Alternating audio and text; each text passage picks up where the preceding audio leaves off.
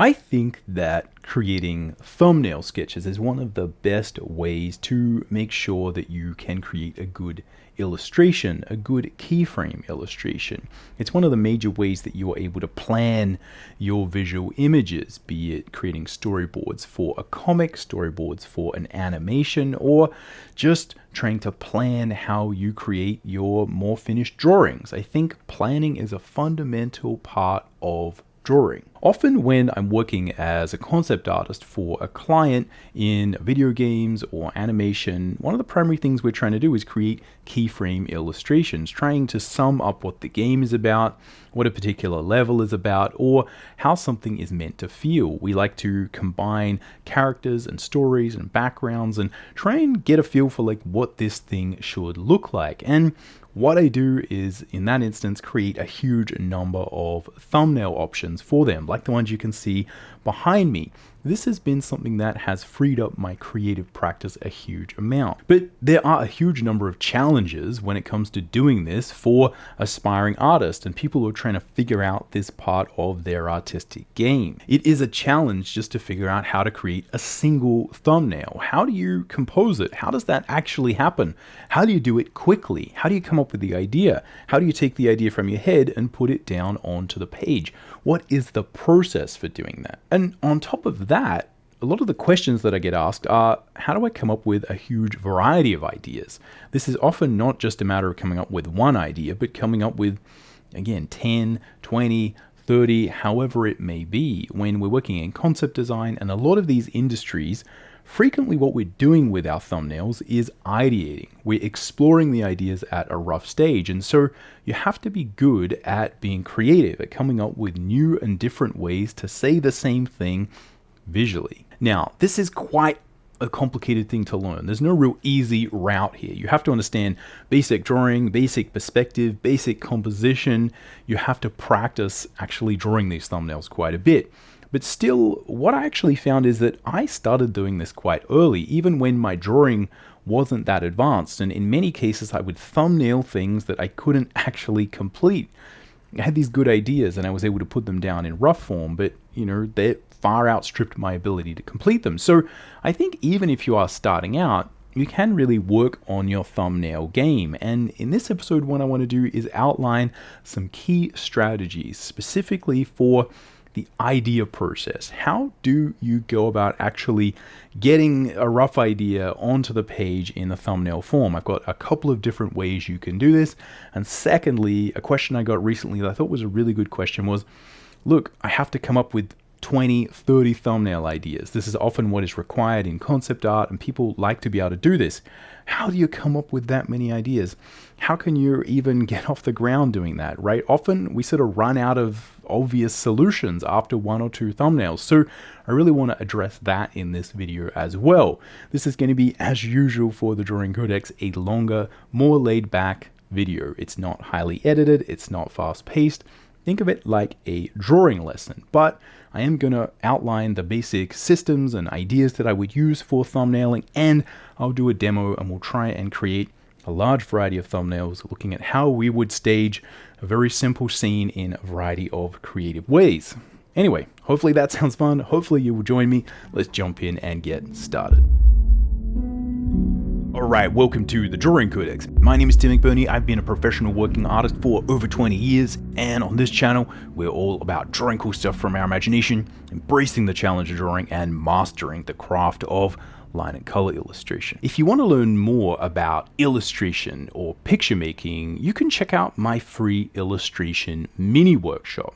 This charts my journey, going from someone who, really wasn't that good at drawing or art to becoming a professional artist, being published. I discuss topics such as how to get more detail and polish in your work, how to think about composition, creating thumbnails for your scenes, as well as a few ideas surrounding how to think about getting professional work. It's free and the link will be in the description, so if that's something you're interested in, go check it out. All right, here we are at the drawing table. Now, a couple of things before we get started.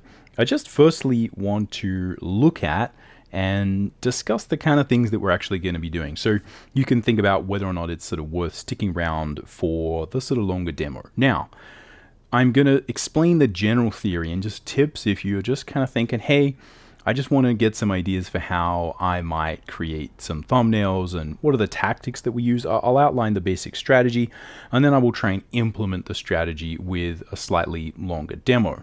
And what we're sort of aiming for here is this type of product, I guess, where we're just creating a series of thumbnails. Here you can see I've got sort of 9 thumbnails for a page, and I was just kind of playing around with a simple concept, which is dragon hunters or something like that. And I think actually this little one here I made into an illustration. None of the others I've sort of done anything with. And really just the idea is we just ideate and come up with different ideas for, the same kind of thing. Now, this is exactly the same process that I would use if I'm working professionally. I would often be given a brief or something like that. Here you can see I tried to take this little thumbnail here, turn it into something. So yeah, when I'm working professionally for clients, it's a very simple process and very similar process. We just create a series of thumbnails. There's often an idea though. So we'll get into that, how we think about the idea, how we break down the idea, how we kind of go through it. But this is basically what we're going to be doing, just doing small little sketches like this, and I'll show you my process for doing that. Now, a couple of other things. You may have noticed I have a different camera setup here. It's pretty cool. I've been trying to upgrade the general setup I've got, so I have a face cam that I can use every now and then, or we can just kind of get rid of it, which is pretty good. So this way I can kind of speak, and if I'm sort of going on some long rambling rant, yeah, you can see my face. The other thing I have is actually a close-up cam. So I've got a second camera here that I can control. And this way, when we're doing these little thumbnails, I thought this would be a good way to sort of test it. Yeah, we can get closer up, which I think is kind of good. So I'll be playing around with this, and I guess this is the first time I've really used it properly. So apologies if there's a few little kerfuffles with it. Hopefully it's good. Let me know in the comments down below whether this enhances your experience of the drawing table setup. All right, so you can do this digitally. If you've looked at a lot of the examples I've shown previously, I am frequently using digital techniques to do this as well. But I'm going to be doing this traditionally just so you can see, I guess, more of the process where you can't delete things, copy things, etc. As a quick example of how I would go through this process digitally, what I'll do is I'll flash up a few sort of B-roll shots so you can see the digital thumbnails that I normally create. And then you can also see how I sort of turn those into finished illustrations. Because obviously we're just going to be dealing with the thumbnailing here. If we look at this though, this is typically how I will plan things for my sketches. If we get that over there. And I think this is a really worthwhile thing to do, to get into the practice of planning the things that you're doing. Now, it's not necessarily the most creative thing to do. Sometimes just drawing and playing around is very creative, and certainly I recommend you do that with your sketches, with your sketchbook. But I found that if you're trying to improve your ability as an illustrator, you need to think and use your thinking process first, because that really is the thing that will make the difference between you just being someone who's good at sketching and being able to really channel that into a proper production workflow. And I think even if you're just doing this as a hobby, it's one of the things that will really allow you to actually implement the ideas of composition. So this is typically what I would do. I have a series of little thumbnails and things like this that kind of work, and I just turn them into larger illustrations. And some of them don't work, some of them are not very interesting, some of them turn out a little bit more interesting than others. You see, I sort of really like the way this one turned out. If we go back to where there was some of the thumbnails, you can see, like, this is the general idea here that turned into this. And you can see, that was a more interesting idea. And that kind of says to me, like, I need to do more stuff like this. These simpler thumbnails that are just faces and things, it sort of worked here, but didn't really turn into anything. So this is normally how I'm working. I will take that thumbnail, see if we can find that one. Right, back here, simple idea. We have a little warrior. This is actually going to be very similar to the idea that we go with in this series of thumbnails, and just playing around with what that might look like, right? And this is kind of what I did, and all I'm doing is just using this essentially as inspiration. So hopefully that gives you a rough idea of kind of what we are doing here. You can do this traditionally, digitally, on an iPad, whatever you want. It's totally up to you, but I am going to be doing it traditionally. And tools for today is, I think, a Blackwing 602, which is not the full dark one. And I have a pad of paper, which is exactly like this. It's Strathmore 400 series drawing paper, smooth. So this is what we're going to be doing. Okay, so I just turned the light on here. This should be a little bit brighter. I apologize for not having that on earlier. Again, it's part of the new setup, still getting used to it. Let's look at what we're actually going to do, what we're going to tackle here as a subject, because I think that'll be interesting to look at how we make this subject interesting. And I'll cover the basic theory and the approaches that I'm going to use for coming up with one thumbnail, and then also how do we ideate and come up with a bunch of them. So the subject matter that we're going to be looking at, let's see if we can go a bit closer for this, because that might help. We're just going to have a simple character, right? A warrior character, and this character is encountering a large sort of troll, right? Troll slash orc slash monster. And we'll play around with the different settings and stuff like that, but I think maybe sort of in a dungeon. Typical fantasy setting. And one of the reasons that I think it is good to think about doing it like this is that when you can tackle very generic subjects in an interesting way, it actually does offer a very good portfolio piece. So it's not to say that this kind of stuff is basic. Like, yes, it's basic, but if you were doing concept design, one of the things that's often recommended is for you to give a take on a very classic fairy tale, because everyone knows the fairy tale. That thing has often been made into movies or video games before, and what people want to see is how can you take something new to it? How can you put a new spin on it? So in terms of creativity, when you're doing these exercises for the first time, don't push the idea so much. I think that's what will come next, and I think one of the best things you can do, what I'm always talking about, is if you come up with a good idea, a lot of this stuff takes care of itself. When we're practicing, it is good to use a generic subject matter because it forces you to think and it forces you to be a better artist, a better illustrator. But this is what we're going to be using. Now, we're going to be also thinking about a couple of very basic ideas here that I think will be good. Now, I'm going to use the frame of quantity, right? We are going to do 20. And this is a very, very important creative tool to use. This is what I always recommend for people in illustration classes and stuff. We're going to create a series of 20 thumbnails. Now, if you're working professionally, often you're only required to do 3. If you're working for illustration, etc., that's often what people want. In concept design, it's often a matter of it's more like 20. It's like, let's create a whole bunch of stuff. The reason that I recommend creating a certain amount, and I think this is really important to dwell on, it's not just to push and grind the student. It's that we typically have a way that this breaks down. And I'm actually going to structure the entire demo around this basic concept. If we think about, let's see if we can go in a little bit to see this, right? If we think about having that 20 being broken up into 5 different stages of the creative process. Now, this is just for example, and for illustrative purposes only. But typically what you find is when you're tackling an idea like this, okay, we've got very generic idea. We have warrior versus orc, troll, monster. They're in a dungeon.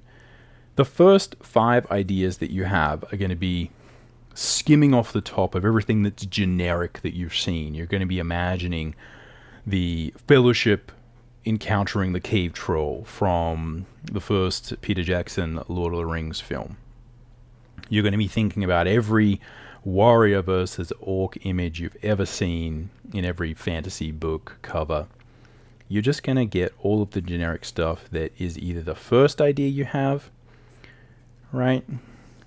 This is just the first ideas, and they tend to be generic, right? And that's fine. Often these are quite good, right? You do often find that you get a lot of wisdom from those generic ideas. Now, typically what I find is after 5, people are completely out of ideas. They're like, I have no clue. I have no clue at all what I'm doing, right? So typically this is where we encounter a lot of these creative challenges. And the reason that we do a lot of them is to look at and experience the different creative modalities that you will engage in as you take on a challenge like this. So as you start to think at this point, hey, what are the other ideas? You're forced to brainstorm and be creative. Now, you do need tools, you do need experience to do this well, but this fundamentally is what everyone's doing. We've done our first generic ideas, they're done. What else is there? And here's where probably you start to think about, okay, what are some other ideas I can create? And what I'm going to do here is talk about strategy for mixing up just your basic generics. And we'll look at a few really fundamental ideas here that will help us to think through how to frame this image in a different way, right? Normally you do another 5 and now you've sort of exhausted all of your general tools and tricks. We're like, well, how about if it's from a different angle, right? You're like, okay, thought of that one. Okay, done that. And you start to sweat. And this really is where probably when you're at about 10, you start to need to really mix it up and to really think about, okay, like how can we brainstorm and actually use creative tools to help? Right, so at this stage, we're going to start to brainstorm. And then you're at 15 and you're sitting there and you're like, surely one of these things is going to be okay. And whether or not you find one in that process is really important, because sometimes you find one that you think like, look, this is okay. I got one in the bag. Frequently, through the process of doing this, you're going to explore a variety of different takes on this subject. And we'll look at some other different frameworks that you can use to think about this. But normally by the end of it, you're completely out of ideas. And this is where you have to go crazy. You have to really think about what you're going to do. Sometimes, at this sort of stage, once you've done about 10 or a few more, you might find this little, almost like you're mining for gold, and you find a little bit of gold and you start to sort of digging at it. Sometimes you find really, really interesting ideas at this point. But if you don't, you kind of have to just go crazy. This is art house. It's like whatever it is, whatever it takes, you got to find some way to fill up those damn boxes so that you can ship it. And often what people are after from a client commercial perspective is just knowing that you have plumbed the depths of what's possible with your own mind. And that really just says, look, this is all we've got. If you just do 1 or 2 and they're a bit generic, people are often thinking, like art directors, clients are thinking, hey, what else is there? Like, surely you can give me more. They may have 2 or 3 other people doing the same thing. They want your crazy ideas. So this is a good way to think of it. We're going to do 20 and this brings out the creativity. Now, if I get another bit of paper to help us kind of brainstorm and look at some frameworks. So this is the primary framework that I would use. And it seems really simple, and I often recommend people do it. And they're like, yeah, but bro, show me those 20. Like, how do you actually do it? So that's what I'm going to try and do today. We might not be able to finish them all off, but we'll try and think through the different options. Okay, do 20. What else are we going to use? What frameworks can we use? Well, I think there's like a really simple framework that you'll often find people sort of talk about in concept design from typical ideation theory, right? I think Feng Zhu actually has a really good video on this on the Feng Zhu design sort of YouTube channel. But it basically talks about thinking about when you're sending stuff off to a client, or you're thinking about this professionally, to consider three primary options, right? So the first is the generic. And this is kind of what we've been talking about. You do a bunch of designs and you want to sort of focus on like, okay, can I create some designs, some thumbnails for this scenario that at least no one's going to fire me for, right? These are going to be the things that you probably expected. And this does come back to the first five. These are often the generic things. You do want to provide these because often people do want to see the creative solutions, but they might not actually want to pick them. They want to see them, they want to discuss them. Often what people are going to pick is something that's fairly generic that they've seen before anyway. So thinking about creating the generic options is a really good idea. And then what you're often looking for in the second tranche or pot of ideation is your sort of generic plus 20% of other. So you're trying to put a little spin on it. That's the best way to explain it. We're trying to put a little spin on it, and that's the best way to sort of think of it, right? Spin it in some way, shape, or form. And I think this is where you can be creative, but you're still trying to deliver on the basic idea. Once you've done that, often what people do want to see is crazy. What has no one thought of before? What are people gonna go, oh, I never thought of that, I've never seen that, that's too weird. Now, the interesting thing is that if we look at if we have some weird scale, and again, I'm not a mathematician or someone who's good at making graphs and stuff like that, but if you think about like, here's our sort of weirdness, right? On this scale. The interesting thing is that here we have sort of zero weirdness, right? Going back to these, boom, boom, right? Here we've got zero weirdness. Let's see if we can zoom up. Right, zero weirdness, and here we're going 20%. And then when we go crazy, we're going all the way.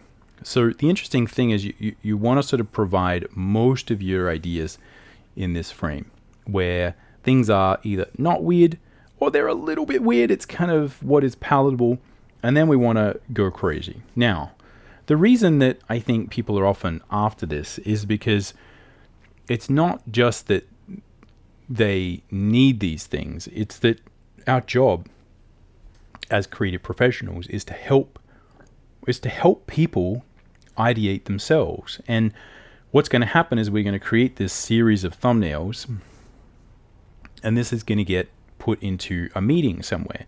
People are going to discuss these, and the value is in having these different things. So what you might see, and this is sort of conjecture, but this is a good example of how and why these things are often useful, and why you need to think about the value of what you're doing is. Because often what happens is people worry about like, well, can I come up with some crazy ideas? Now, I think often the crazy ideas are there to help sell maybe the ideas that are around here, right? So these ideas that are, they're pretty generic, and maybe we've got a little bit of a spin on it. This is normally where people are landing. But if you're dealing with someone who's trying to sell an idea to a non-creative, it's good to have the range, because people often do think, hey, this seems generic, this seems a little bit average, let's put a bit more of a spin on it. And then you put a bit of a spin on it, and then they think, oh, that's probably right, but what if we went crazy? And so part of what we're doing is showing people what crazy looks like, and in 99.999% of cases they'll go, whoa, no, we don't want to do that. Let's retreat back here to the safe zone, right, of what is not going to get someone fired or create some crazy game idea that isn't going to succeed. So hopefully that makes sense. And the reason I'm going over this is that these are the mental strategies that are good to employ to think about what you're actually doing. Because otherwise, if you're thinking about, okay, I'm going to do 20, you probably have a natural progression for yourself where you're thinking through the problem. And it's easy to kind of think, hey, these crazy ideas aren't that good. That's fine, because part of what you're trying to do is show people what those ideas are. So if you can kind of show people what those ideas are and you can share them, then that's amazing value for people. So anyway, I feel like I'm going on and on about this, but this is a really important basic concept if you are thinking about doing this professionally. All right, what are some other basic strategies we can use that we'll go over as we progress? So the first is something that I have in another video that talks about planning out the scene and considering how you actually go about ideating what's there. And this is where we're going to think outside the frame. So we're going to ideate just through random little sketches and doing things and thinking about like, okay, I've got my little warrior here. See if we can zoom up, see if that works there. All right, got my little warrior here, and I got my big ogre guy here. And I'm just thinking about like, what is the space between them? What might be around them? Where are they? This is where we're thinking through what's going on, and we're sort of setting the stage and giving ourselves some tools. So this will be the first sort of stage that we go through. The second thing that's really important to look at when you're considering composing one of these thumbnails is the space. So one of the number one things you can do is just think about the story, right? I have warrior and I have my giant troll guy. Warrior, troll. Which is the most important? And the way that you define and fill the space really just helps define the visual hierarchy. So you can think about ideating as saying like, what is in the foreground, what is closer to us, which is maybe what we're going to think of as being like the thing that we're relating to, versus if I was to do it the other way, right? Maybe this way we've got our giant troll guy here. And then we got our, maybe let's make him much more in the distance. Our little character here. So even though these are terrible drawings, right? It's this sort of thinking where we can just start to consider what is the size relationship of the different characters and how does this change the effect and the feeling that the illustration has. So there's a lot of tools and techniques that we can use to think about and plan what is going on and where these things are placed. And then we have a lot of visualization tools that we can use as well. So these are the kind of things we're going to explore. Firstly, we need to think about doing 20. You need to set a goal. Look, it doesn't need to be exactly, you don't have to be pedantic. It can be 19, it can be 21. If you run out of ideas at 18, it's like, look, try and do the last few. It's not about 20. It's about pushing yourself creatively and experiencing what goes on there and going into the deep end. We're going to pick a simple subject matter, and then we're going to look at some different mental strategies that we might use to come up with different ideas and just sort of frame what we're doing. A lot of this is about being able to focus and confidently commit to the thumbnail that you're doing without thinking, maybe this is wrong, maybe this is not the right direction. Picking 20 means that fundamentally nothing that you're working on right now is the image. You're just exploring, and you're pretty much always exploring. Thinking about the fact that you will try things that are weirder as you progress means that you kind of have an idea on the map where you are. It also means that maybe you try something really weird in the beginning, you think, oh, that's probably not right. But that's fine, because that can be one of the way out there ones. The other thing is obviously we can look at some different strategies for how we actually go about planning these. And this can be a matter of, again, sketching out little dioramas, planning it from above, thinking about floor plans. These things will spark ideas and give us a good understanding of what's going on. Next, we can look at filling up the frame and how we just do simple camera move adjustments, and adjusting what is large and small within the frame will change the visual narrative, and that gives you a different idea. This is often what people are actually wanting to explore. Whose viewpoint are we viewing this from? How does that change the story, change the feeling of threat or danger, etc.? These are just all of the little things that we're often exploring. And as you get better and better at this, you obviously get better at being more creative with the way that you do this, and thinking about the camera angle and what is best going to express things. But this is the basic plan, and hopefully I have given you a couple of ideas for how to go through and brainstorm your own 20. So what we're going to do now is I'm actually going to do this. Okay, so I've got a couple of tools here that are important. I've got a few little random bits of paper. These I'm going to use to do a lot of my sort of outside ideating, my little thumbnails if I'm just thinking like, hey, what about this, what about that? And this allows me to sort of move it around. And then I've got this where I'm going to actually create the final set of thumbnails. Now, there's a multitude of ways you can actually draw these, and this is probably worth sort of talking about. You can just go through and do it by hand. So this is often how I'm going to do it, and you know, the way I'll normally sort of think about doing this is to just create some lines here. Again, I could probably do that better by hand. And these are just kind of guidelines. Now, the other thing is, you know, how many of these am I going to fit per page? I don't need to do that many of them. And this is all kind of wobbly, but we'll figure this out as we go. Right, so I'm kind of thinking maybe we can sort of fit, right, sort of 3 somewhere here.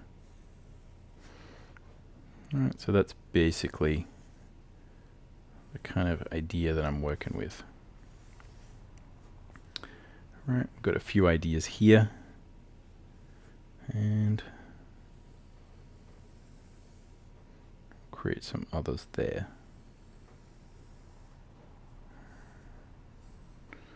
Just doing this roughly, I will go through and redefine where all that sort of stuff is. But you could do this with a ruler. It would be better to do it with a ruler, but I also just want to show that you can kind of hack it together, because as I sort of progress through it, I will chew up exactly where all of these lines are. So I would recommend having just sort of a rough idea of how you're going to break up the page.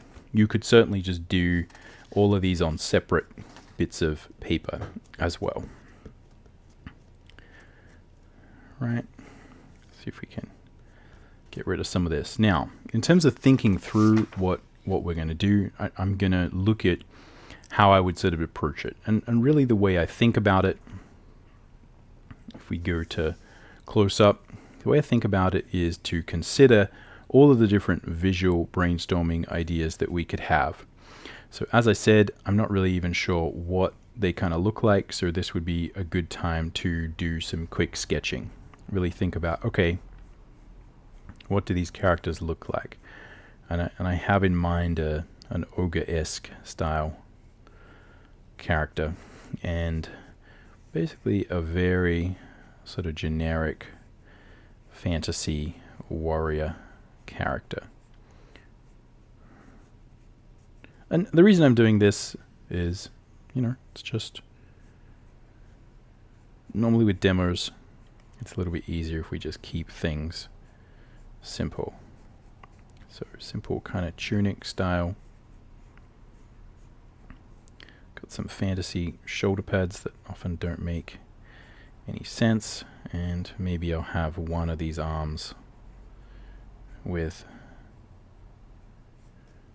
some kind of armor on it or something like that. Well, right, I've got a sword, got a belt, maybe a backpack or something, because he is plundering the dungeon or doing things. Right, so just think through like what's going on. Often just creating these types of images and things will help you to think through it. When you see these ideas and you put them down and you start to creatively come up with different ideas automatically. So often I feel like what people are lacking is the ability to just kind of start. Well, and yeah, I'm not sure how much adornment or stuff that this troll is going to have, but or ogre or whatever it is. Maybe some, maybe none. And again, I'm picking things that are fairly generic or things that I've sort of drawn before. Now, we don't have to be defined about any of this. We can refine this later on. Often we're doing thumbnails before we even really know what the characters are meant to be. But again, you know, just in your head, what is happening. Now, the other thing to think about is, like, what is the space? Where are they? Like what is in a dungeon? So there's a couple of ideas that we can have. We could just say, look, it's just cobblestones, right?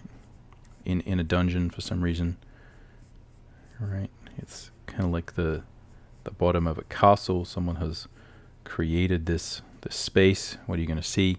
Sort of cobblestones or rough, right? Rough blocks. Everything's kind of made out of ancient big blocks, or it could just be sort of hewn out of earth, right? Like something like a mine or something like that. But now, again, this is just putting stuff down, and you could note it. You could note this, right?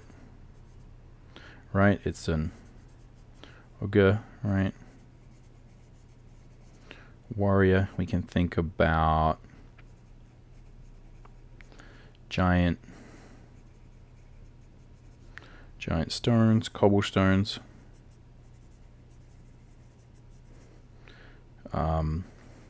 mine like rock. We could even make it very sort of fancy, right? Like maybe there are architectural elements, right, to what's going on. And we could think about maybe that there are particular rooms. So another thing that you could think about if you're handling this particular type of exercise is to really consider that something that will give you foreground, middle ground, and background ideas. So this is good to ideate. Now, some of this stuff is probably things that you would get to when you're coming up sort of halfway through your thumbnails and you're like, man, I'm out of ideas. I got no idea what to do. I'm just doing this in the beginning because, look, it's probably better to do it in the beginning. You're going to think a little bit more about this. Foreground. We could have, what are some fantasy tropes? We could have barrels. We could have some kind of other dead warrior, right? Some sort of skeleton-esque character. Right, someone who's kind of on the ground, dead. We could have spider webs. You could just have rocks, right? Sort of crumbled, broken elements, right? As if something's happened, right? This is often what happens to these dungeons. You've got things like Moria in Lord of the Rings, right? Something's gone through there. It's trashed a whole bunch of stuff. We've got big chunks of stuff there, right? So you can see we kind of got part structure, part what looked like something that was old, and part trashed.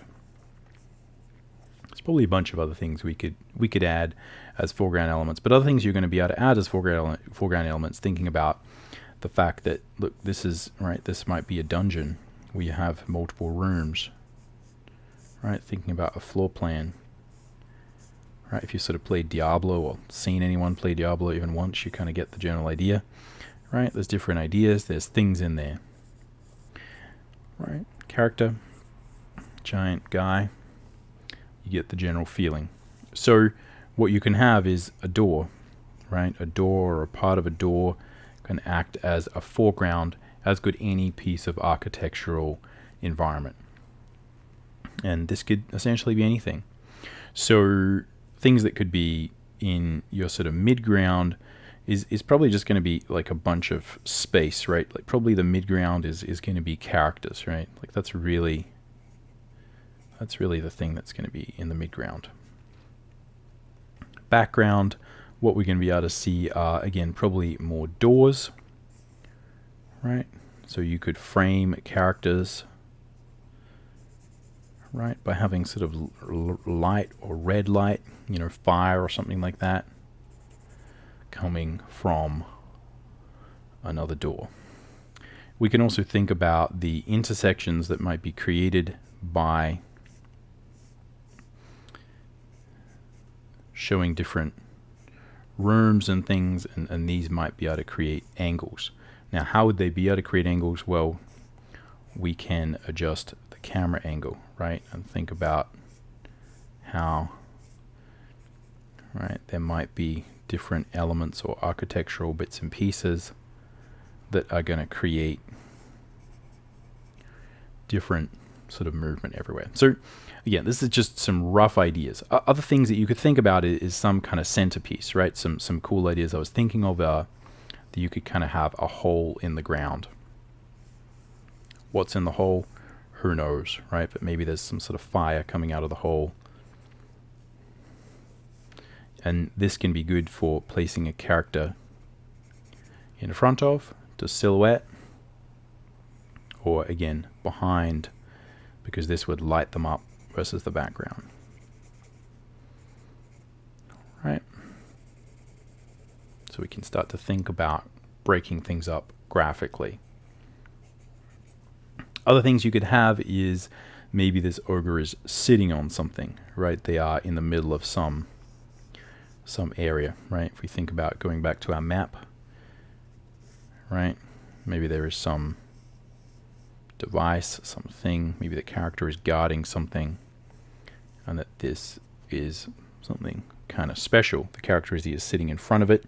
The other things we could have are like statues or, right, some kind of thing that looks important in the middle of a room. So again, I don't want to go on with these things because we could sort of keep going on, but this is a kind of ideation that I guess we will be doing before we think about it.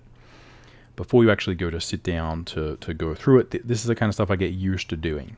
Thinking about what could be there. All right, cool. Hopefully that makes sense. Let me know in the comments down below, right? You've got some other ideas.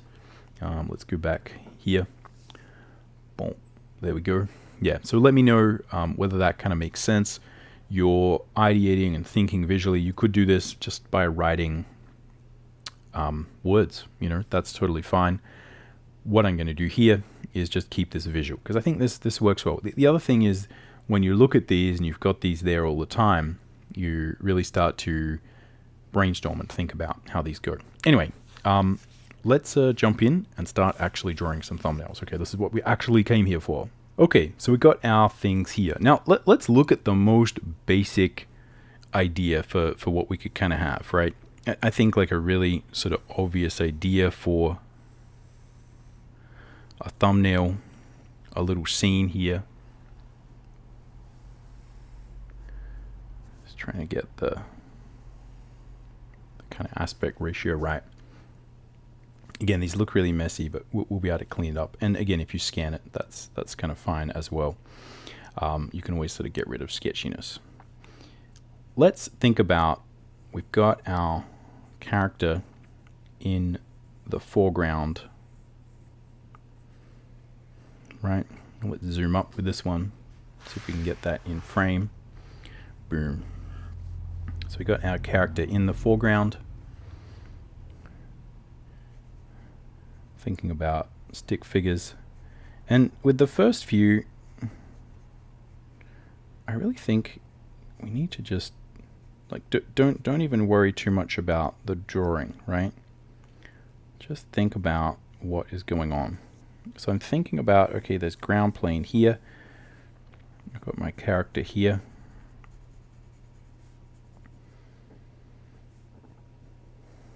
Here is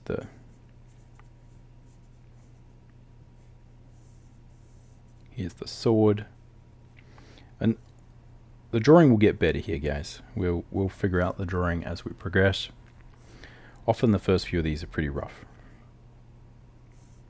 Right, we've got a sword here, scabbard there, a few little bits and pieces. Right, first idea is let's break it up and create some separation between these. The first idea we can have is just character v character.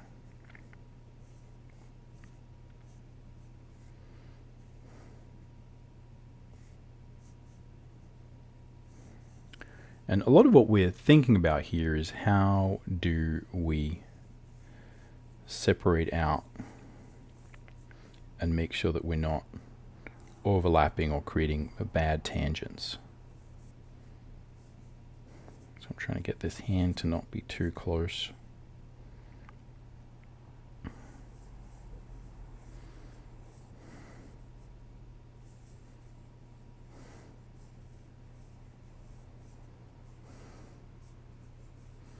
Boom. Alright, so we've got our ogre character here.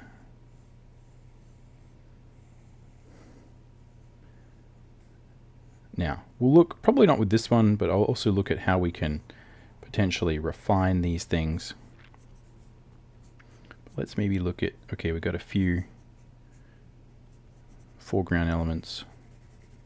We can make these a bit darker. We got the character here. Can tell the story of depth with a few little bits and pieces. All right, we got these things, separating them. This would be in the midground. And then here we got, right, the character. And here's some giant, right, I'm imagining this is some sort of hammer or something that this character is holding. Boom. Boom.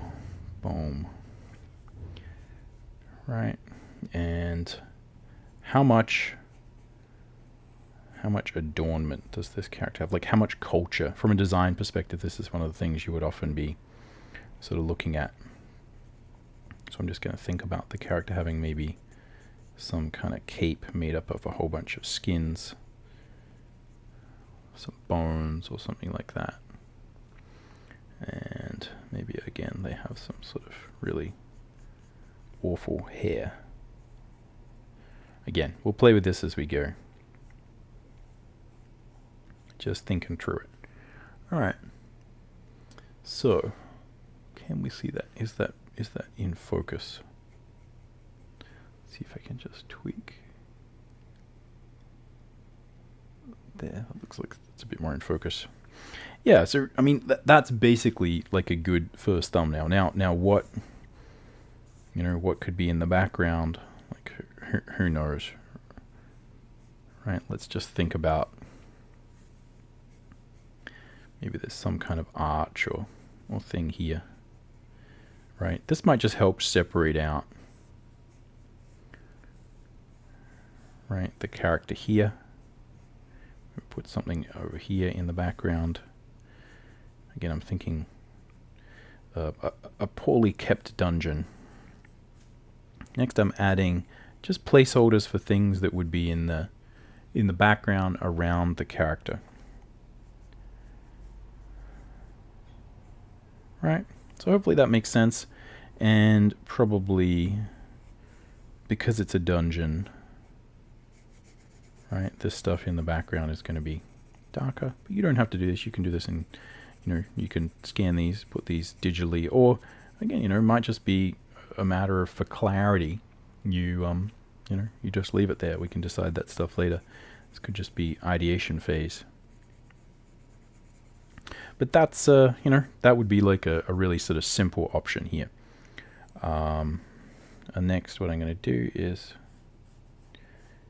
just accentuate the border, doing chicken stretch, which is what everyone tells you not to do, but I find it's quite good when you're having trouble drawing a straight line. So you can see that all those bad lines I drew kind of going away visually. We can get rid of them. That's kind of working all right. Okay, number two. What else could we do? This is where, again, you're probably like, oh man, how many of these things I'm going to do? And I'll probably break it up for me. I don't even know whether I'll get all of this done in one day. I might have to sort of come back to it. And I will still do a like a proper thing where I'm doing this like less as a demo, right? So this is still a little bit in demo land. I'm trying to sort of explain the concepts. I do want to do one of these. It might be like, again, might be 3 or 4 hours long, where it like literally all I'm doing is just thinking through this exactly how I would. So we'll probably come up with better ideas in that video here. I'm really trying to show you how I would actually do it. So you can see the kind of scale there. Same thing here. Yeah, these are looking pretty rough, but that's fine. All right.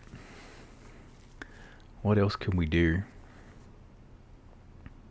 Well, again, let's just think of the basic things, right? So the next basic thing would be, it's the opposite, right? It's the opposite thing. So in this case, we're going to have a large character here. This is how I'm kind of framing it, and we might do the other option, right? So this is like the character is coming out, and all of a sudden the ogre is kind of there, going like boom. And in this case, a lot of what we're trying to do is show both characters at the same time. So it's not going to be, you're not always, like when you're thinking about this, you have to be partly like, I'm a cinematographer, right? I'm taking a photo of this, but you're also doing very simple things, which is like we're showing the characters. So maybe in this case, we would see the back of the character, but in this case, I'm gonna sort of allow us to see the front and the back at the same time. All right, so I'm just sort of roughing in what we would see. Boom. All right, so that's the left hand. This is the right hand. Right, let's put a thing down here. Gonna draw this thing here. Let's see if we can go zoom up, see if this helps us.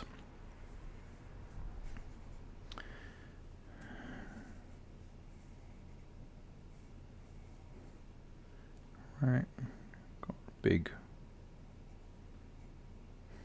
Let's see if we add some tusks or something there.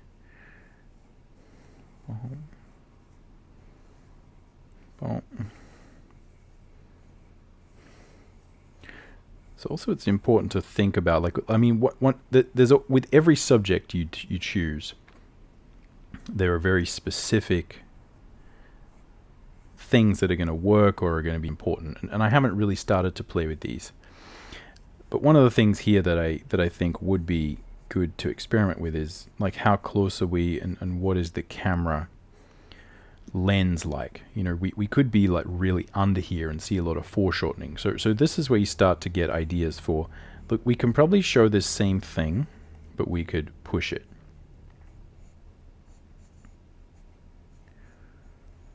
Right. And then what you could also do is just literally experiment with, you know, changing the character. Right? Like, what does the character look like?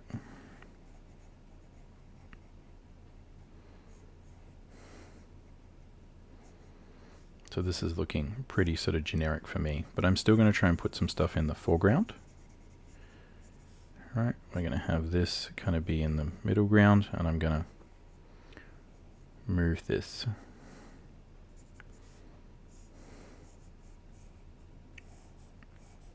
over here. So we're going to have overlapping shapes. All right.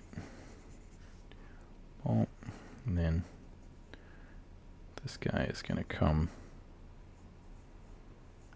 over here. Right, he's been stalking through the dungeon. Got a backpack thingy on. Get rid of that head. All right, where's his right arm is here. All right, got a sword. So again, it doesn't have to be super fancy for this level of thumbnail, but if we do want to sort of work it up, we could go through and add some more stuff.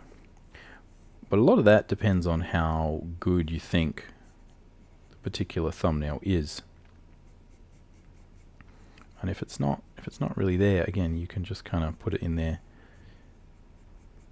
for no reason.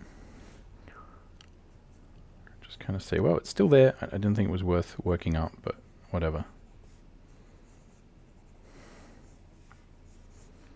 But again, maybe we can try put in, maybe there is some kind of circular tunnel thing here, right? Or a doorway. Again, this is showing the progress, right? And in this case, we want probably a lot of this foreground to be darker, right? And this background's probably dark too.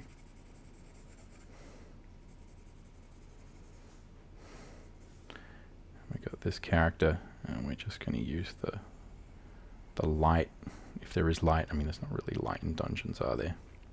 But again, you could have the character holding up a light here, and again, maybe it just sort of starts to catch the edge of the character. Who knows? This is another thing you can start to play with, right? Is the light. You know, depending on your style, the light might be something that's, you know, you can kind of play around with. So yeah, I mean, we could sort of play around with that even. Let's have a go. Let's create, see if we can create one last line here. Boom. Alright, is that even square? Who knows? Just gonna get rid of those for the moment. Boom, boom. Is that even square? Alright, so maybe something more centralized. Right, we've got our character here. Maybe they are coming at us. Need to sharpen this pencil in a bit. We'll do it after this session. Right. Thinking about boom. Leg down here. See if we can zoom up. Get a better view of this. Boom. Right, character is here, got stuff on their back, and they are holding up a torch to see in the dungeon. Now, even if you're using a simple line and color process, which is what I use, we can still, there's many ways we can get this effect happening, right?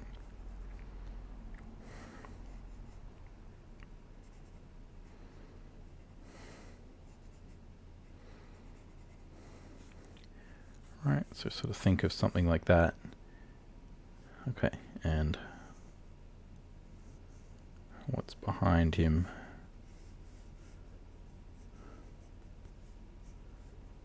Right, again, maybe this, maybe the character, again, I like this idea of a wall behind them. I don't know why. Right, but here we could think about, let's have some foreground things, wrecked bits of stuff, and these would be catching the light.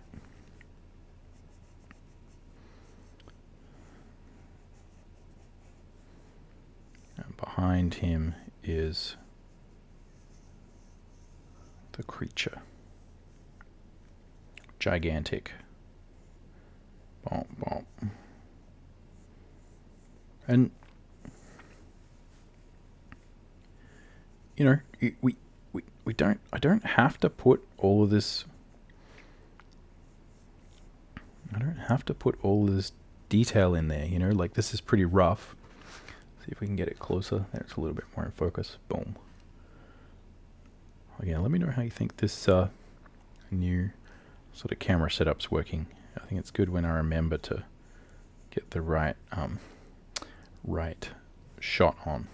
But here I'm just like, and this is what also happen is sometimes I feel like, look, you know, this is kind of vague, you know, I don't really need to know what is going there for this idea to sell, because part of what I'm trying to sell the idea of is that this character is coming out of the darkness. So they are indistinct, and I would draw them indistinct. Right, so again, maybe there are some other things in the background that we're not sure about.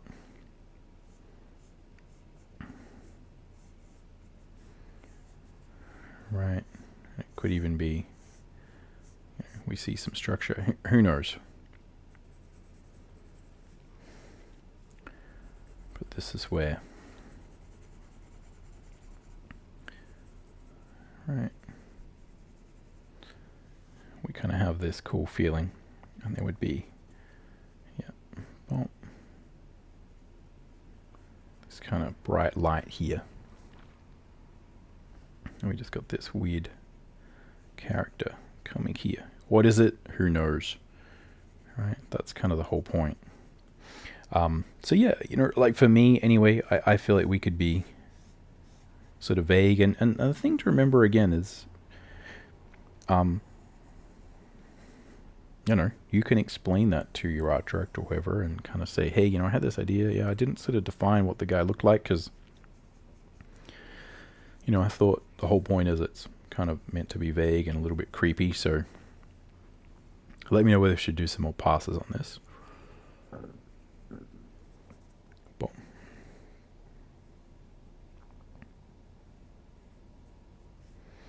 Blah. Yeah.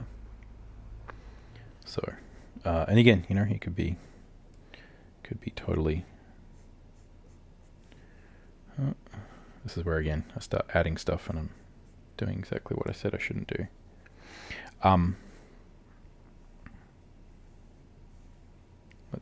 Let's keep it vague.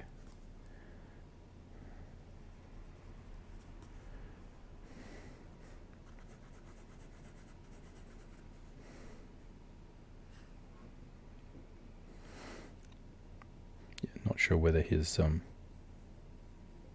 mouth should be open or closed or whatever. But we can always work at matching some vague, sketchy idea back there.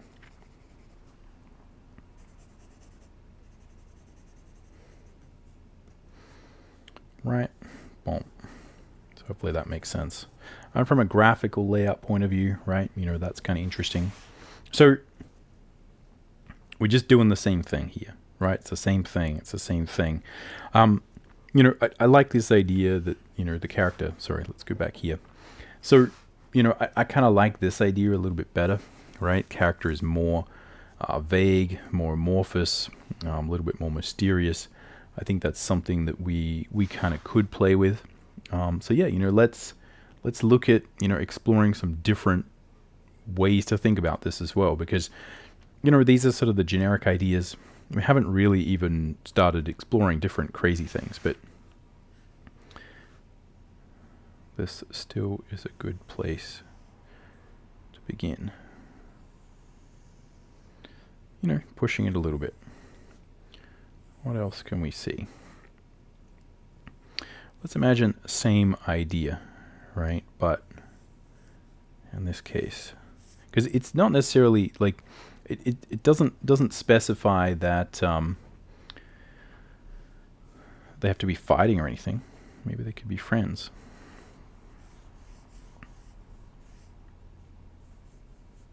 Let's have character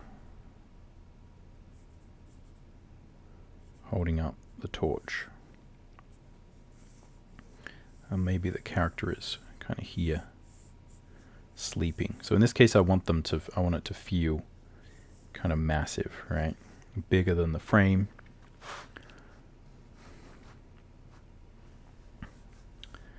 Right, but this is some kind of dais or part of the dungeon that's a little bit more uniform. Right, so maybe there's a ground. Right, we can think about there being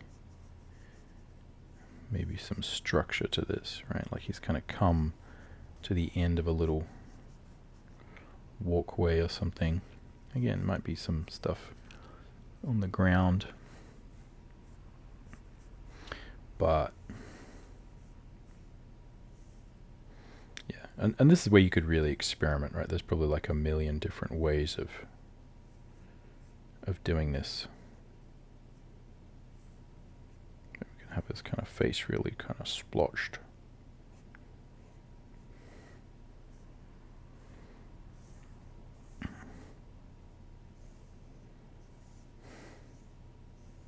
he's got sort of one hand going over here, right, sort of underneath. Again, we don't have to figure this out, right? You'd be surprised if you look at most of the thumbnails that I do, not all of it is kind of figured out on the first go. There's an arm there. Boom. And maybe on the ground we could have, like, again, the giant hammer thing. Right, we could see how big it is. Boom. Boom. Big, crazy character. Boom, boom.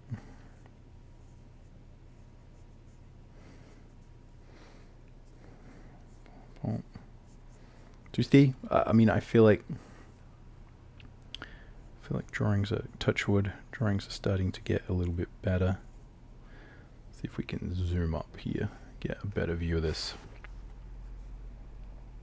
Yeah, cool. So we got here, giant bit of light, biceps,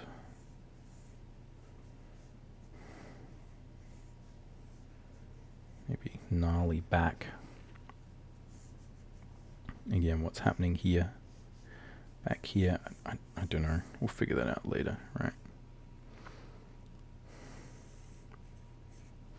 But I like the idea that the character is kind of stepping over this gigantic thing, this gigantic weapon.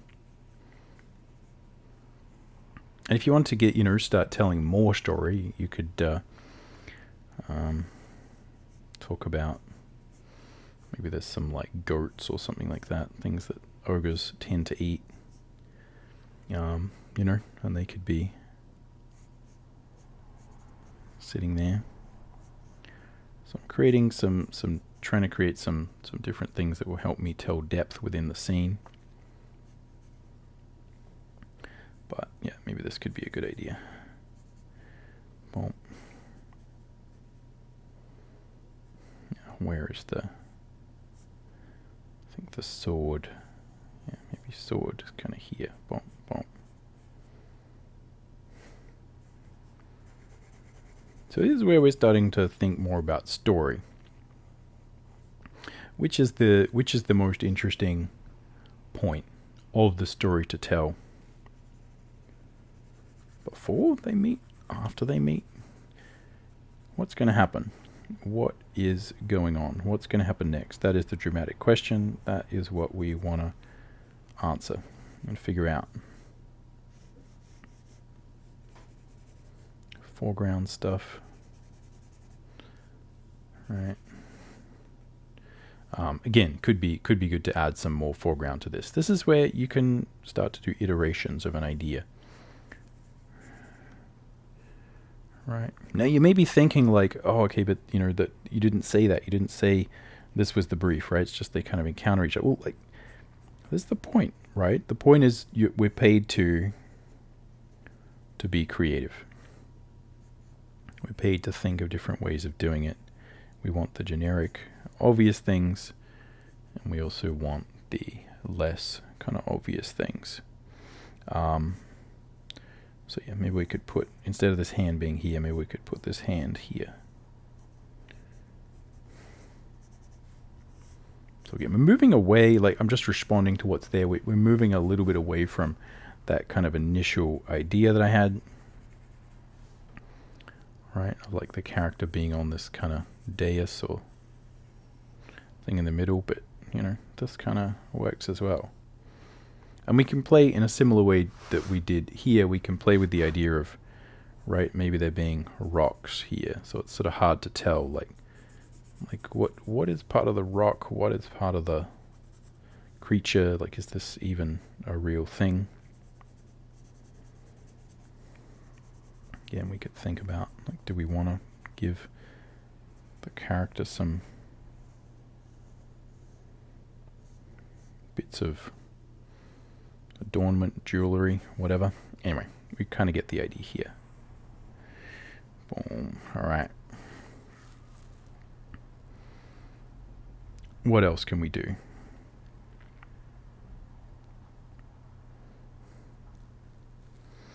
Thinking.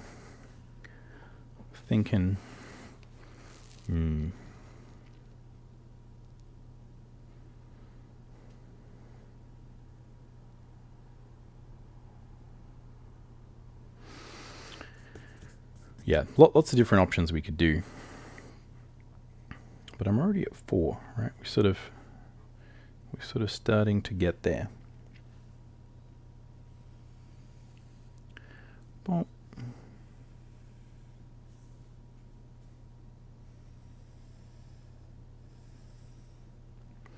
Boom. Boom. Right. I mean, this is where it's like, is this idea even important? For me, because I've sort of broken it up, and this is where it's interesting, right? So because I've broken it up into 4 sections of 5, I'm kind of getting more pressured because I've only got 1 left. And I think that's interesting to note, right? When we don't have these limitations on ourselves, it's a lot easier to just flow, be creative, right? Like mess around, have fun. As soon as we kind of have that restriction, we're like, well, what is the best thing to do? Yeah, and I think that's where you often run into challenge. All right, let's try another one. Similar kind of idea, maybe different scale. Right, character is coming through here. See if this helps to have it up close. Right.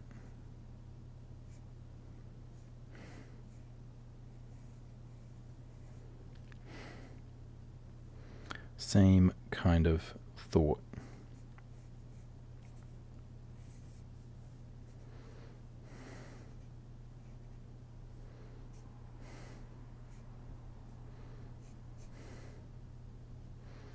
Maybe let's put this sword like this. So this way I'm not gonna, I'm not sure, yeah, whether I'm gonna show the ground plane or not, but in this case I like the idea of a, right, kind of centralized thing. In this case, I'm just gonna have the character waiting here.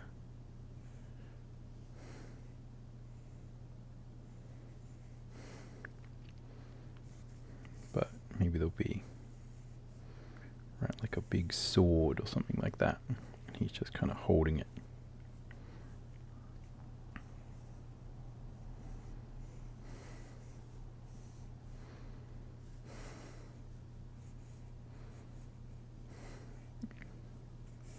Maybe there's some steps up here.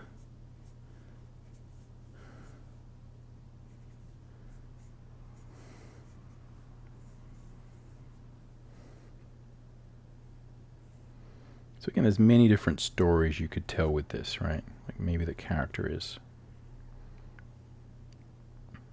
sleeping.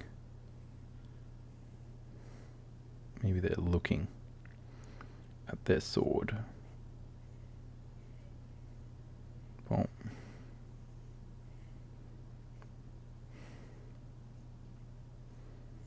I think that face is a bit big. I really want this character looks like they are humongous.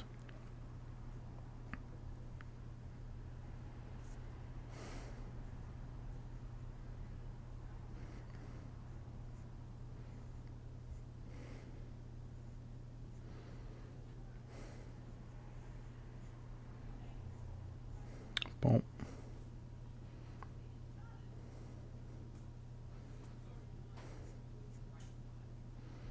Again, not exactly sure what this character is meant to look like.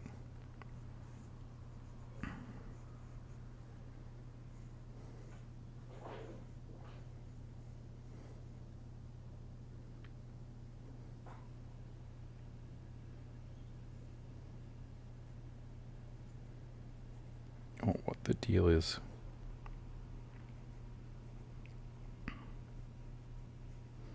again, still feel like that's a bit small. Let's bring this a bit closer. Boom. So yeah, often we are just, or I am when I do this, just kind of fiddling around.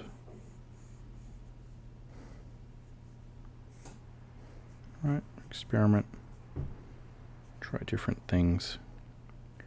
Maybe this is more a matter of, like, this guy is an important character, right?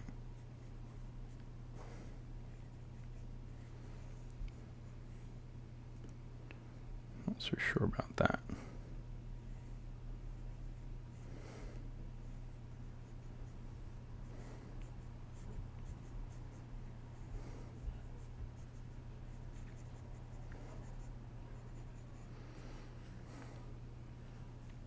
But anyway, so this is playing a bit more with scale, right? We could think about some smoke or other things that are kind of between them. But either way, playing on pretty much the same idea here. Right, we've got this large kind of shape here. Got some of these things are in the foreground. And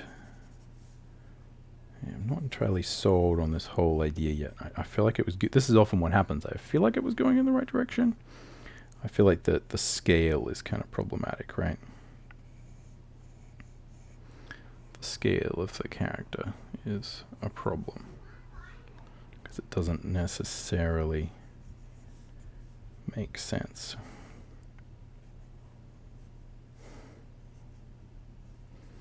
But it would be good to also include some architecture back here, right?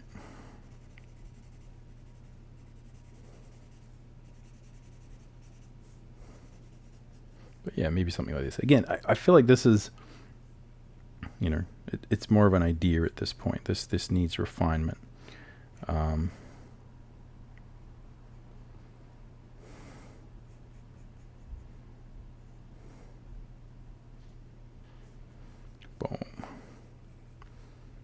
Not quite clear on the space.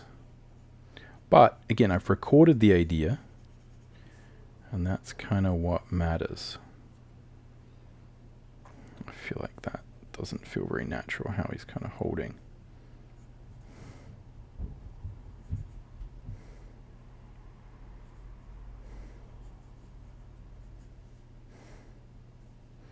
I feel like it needs to be upright.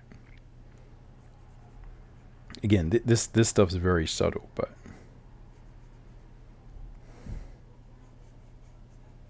yeah, you want him to kind of be holding it up to the character or whatever.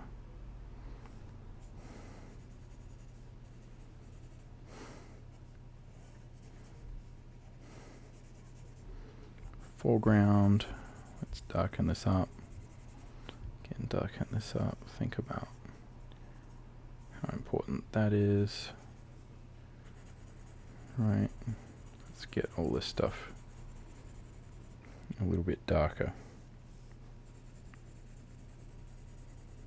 And again, I like the idea of the light not necessarily reaching his face again. So these are like pretty rough, a lot of that comes down to just like, the pencil gets rough, the pencil gets thin, gets thicker, right? Like gets blunter, it's the correct parlance. And starts to feel a little bit looser. We get a little bit less specific, but yeah, like that's the general idea. What else could we do? Let's do one little bonus one here. Boom. So you can see again, this side of this page getting really messed up. Erase this out.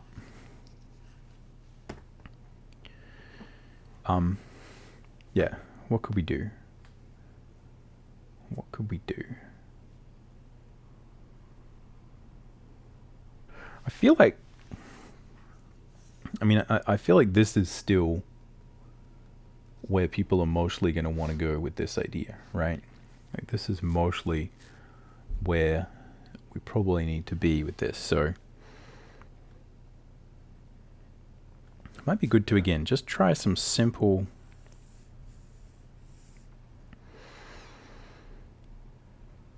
camera angle adjustments. And these lines are like embarrassingly wobbly. Although, as you see, it doesn't really matter once you fill it up, but it is kind of annoying. All right.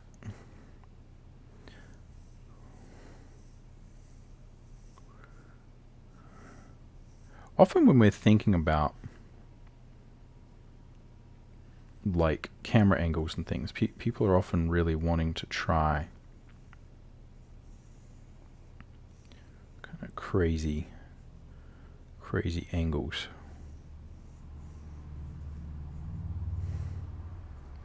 So let's try and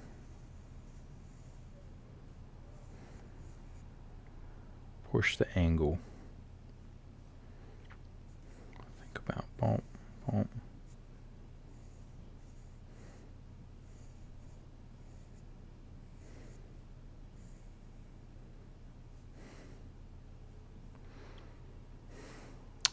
Now, do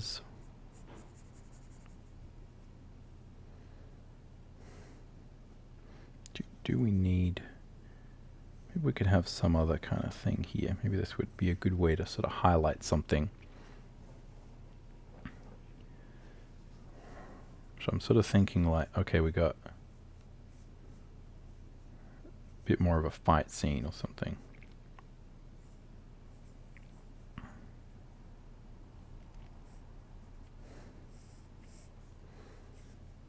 Right, get the sword going in the right direction.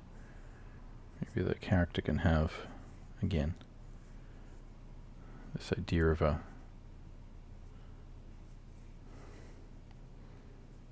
torch or something like that. So in this case, we can't see the character's face.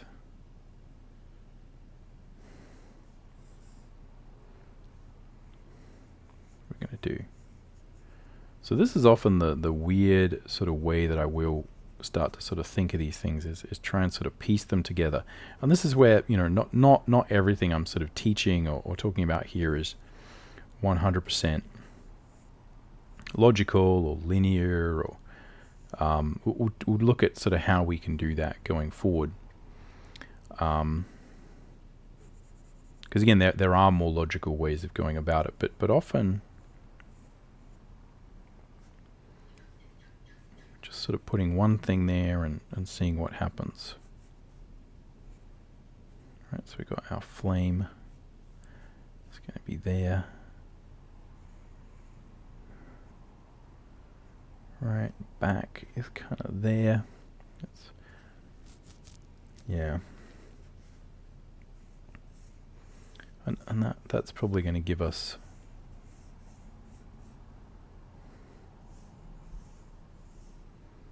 what we need.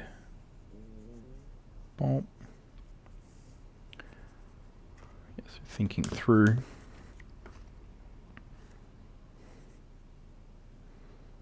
So we're going to have our character here.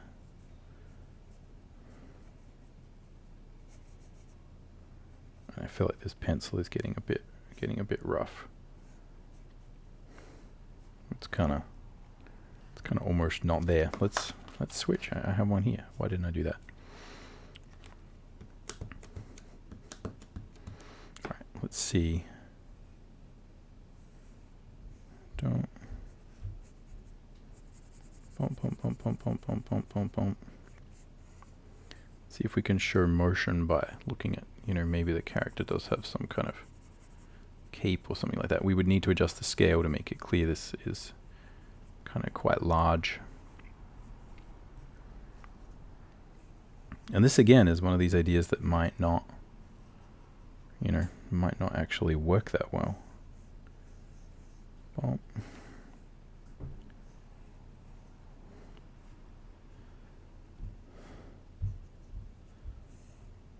right, like maybe we need to zoom out on this. maybe, yeah, maybe we need to go back. So this is a little bit more of an action sort of scene. Character here.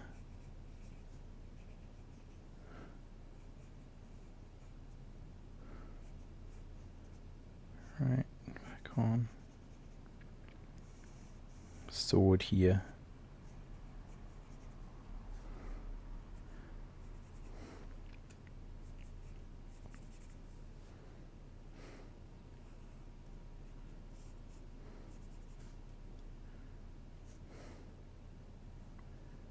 So do we have an open hand? Is that going to work? Maybe again we can kind of have our hammer or what it is, whatever it is here. Not entirely sure. I think we probably need to zoom out with this.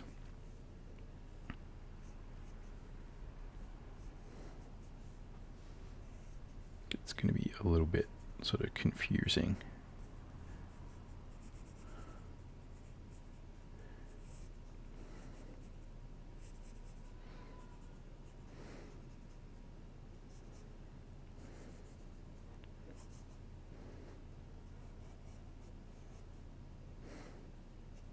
Again, is it going to be worth putting some stuff in the foreground?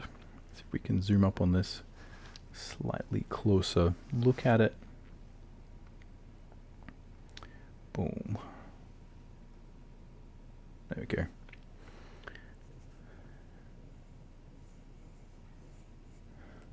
Yeah, so I think we kind of would need to put the face in, so we probably need to zoom out a little bit. But you know, we can do that. We can just add a little bit of extra and see how that goes. Or we could just start again.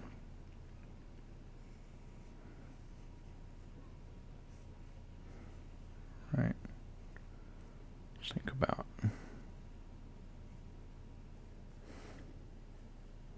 Maybe we can see a bit of that face.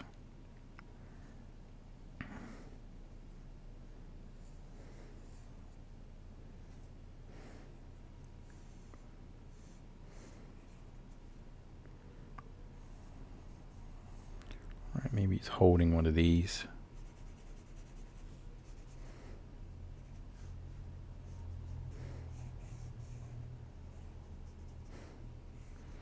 Again, doesn't really make it clear, which is why, again, that often, you know, it's really worthwhile just showing the character's face, right? Like doing the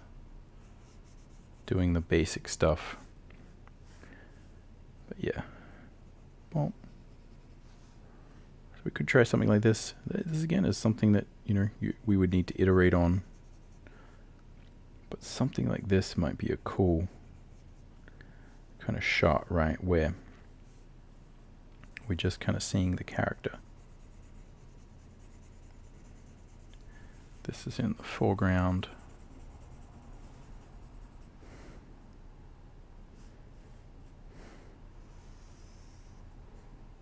All right, boom.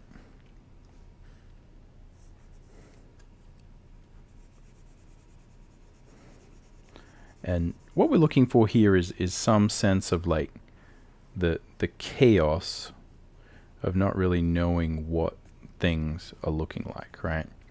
So there is a sense of maybe a little bit more sort of movement here within the frame. And again, you know, we can kind of play with what these different things are. Maybe I'll sort of take that one away. Right, think about some foreground elements or things that might be helping us to define. Maybe this guy's kind of coming out of a hole or something like that. And here is our, right, so boom, boom, boom. Something like this could work. I don't know whether getting rid of that will be good. But yeah, here we got our heroic character.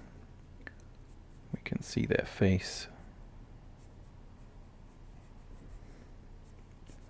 And they are rushing in to battle, right, with their flame. Right, and what's this? All this stuff is probably in darkness too.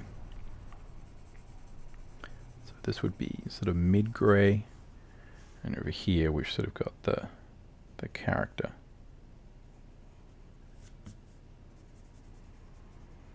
That would be a bit more sort of lit up, right? So again, we could think about lighting that up. So yeah, a little bit more vague. And this is where, yeah, you kind of get into the weeds. You're going to find stuff where you need to plan it out better or more. And this can give us some inspiration for, you know, where to go with the next one.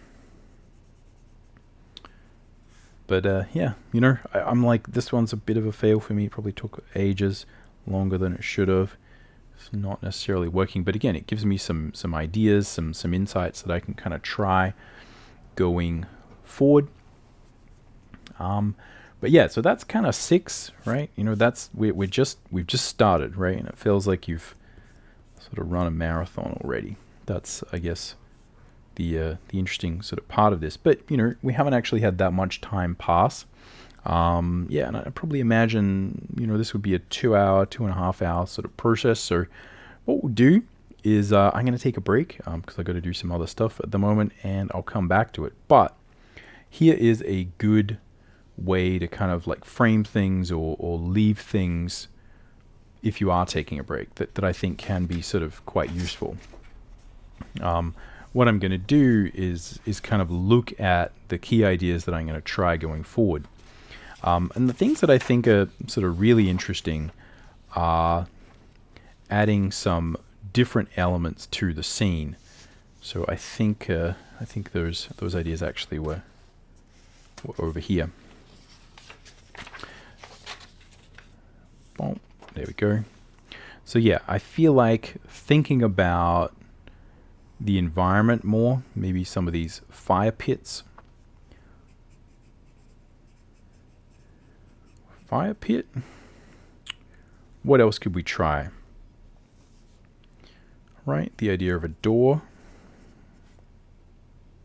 We could also think about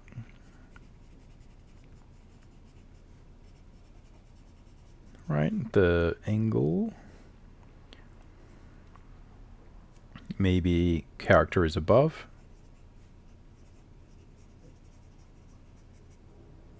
The ogre.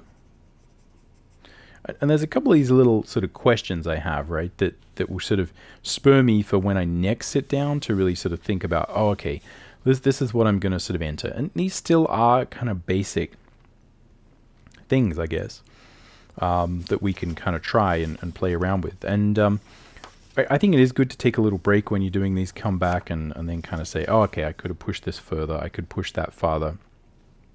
What can we do? How can we kind of get this idea working even better? But yeah, that's what I'm going to do. I'm going to leave that here for the moment, and I'll come back to it, and we will keep going. All right, let's get going with the next set of 5. And in this sort of section, we're going to talk a little bit more about how we progress through ideas. And I think one of the primary things that I want to really sort of dig into is the idea of size variation, and the way that when we have a frame, right, we have a frame, something we're going to fill out, what we need to think about is how big are the different elements. This will define narratively what is more important. So for instance, we could look at the character of the warrior being very big within the frame. See if we can go zoom up and have a bit of a closer look at that. All right, so warrior is very big, and maybe, right, the creature is very small. Maybe we could look at them being, right, the same. And this is where, again, like, because the character is bigger, even if we sort of have them be the same scale, right, one is still going to be bigger than the other. And so what I primarily like to think about early on, and this is part of the thumbnail creation process, is just looking at where are things in the frame. And this means that we start in our top left, and we need to think about what are we going to see first from a narrative standpoint. Do we see this monster, right, and then we see the little character, or do we see something else? Do we first see the character, then we see the monster? What are we looking at, right? And a lot of these basic ideas are things that you can A, use to ideate, and B, will be good when it comes to actually refining the narrative and thinking about different options. Because these are often the basic things that people are actually after, is thinking about what comes first, what comes second, what if it was like this, what if it was like that. So often we are just there to kind of explore these ideas. So I got 4 here, and I've ruled this up this time, which would be an interesting counterpoint to kind of how we did it last time. And yeah, let's just have a go. So just to refresh, mostly for myself, if we look at what we had previously, here we have, yeah, most of them, like the character is quite small, the creature is big. I feel like that tells the general story, but I think we could still play around a bit. Like this one was, again, a little bit, this is interesting looking back at this, because I'm obviously recording this at a later date to the first 5 or 6 sketches, is that I really wasn't happy with this sketch and how it turned out, and it felt like it was really dragging on, but actually it only took probably the same amount as all the others. So you always have to think about your view of it and how that, affects the progress. And I was doing this one last, and so I really wanted to make it interesting, but it just kind of turned out to be a bit of a nothing. So what can we do to play around with this? Well, I think that, one of the other thing we can think about is positioning those things within the frame. So just the scale and the position are things that we can play around with. So probably what we could play around with that I think would be fun is just the idea of putting this character more central within the frame, right? And what I might do is kind of put the sword right in both hands, so deviating from what we kind of had before. Now still going to have the character wear some things, right?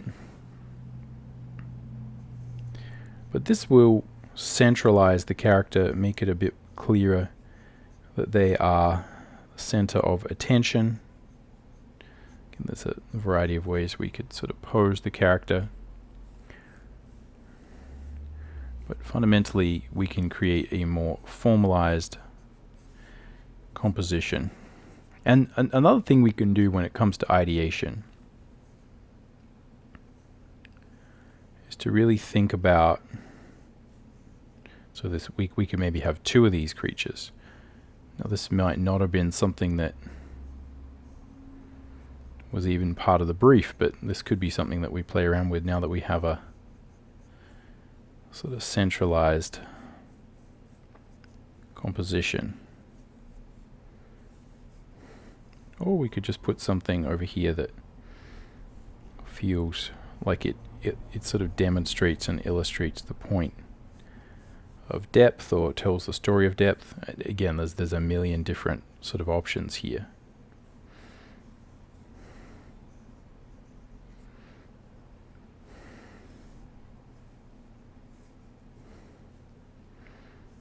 Again, we could use this to create some diagonal lines. Think about maybe, there was some other interesting architectural elements here. And these are things that we can totally think about later, right? You could also have the idea of there being some kind of pillars or other elements maybe that have fallen down. Doesn't really matter at this stage. Mostly what I'm after is to create more of a sense of chaos within the frame.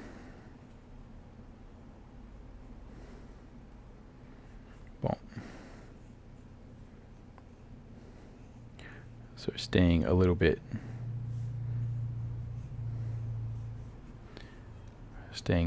looser, right?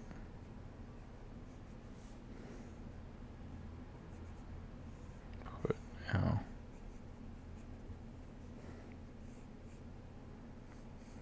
right, maybe we've got our little capey thing here, right? Put a bit of movement in,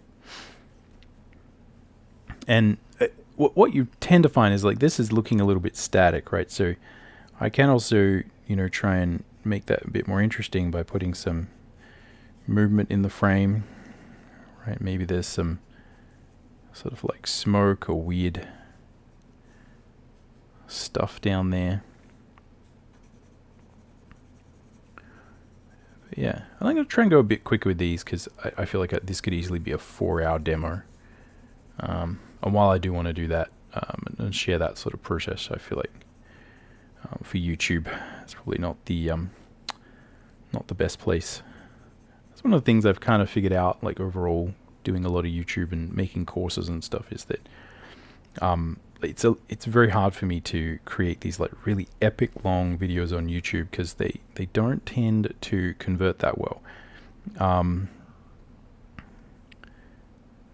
And I think what I'm going to try and do going forward is actually sort of build more little free, like the quick start guide and the illustration workshop, so sort of build more things like that where I can actually host it myself and I can make it as detailed as I want, and people who kind of want that stuff can sit there and we'll go through it for, still sort of free course, not like paid or anything like that, but we can go through and go nuts with it, make something a little bit more detailed. I also think that when you are trying to really learn something, YouTube is not the best place because there's so many other distractions and fun videos to watch.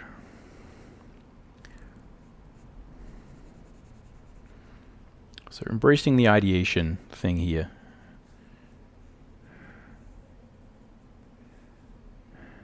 Right. And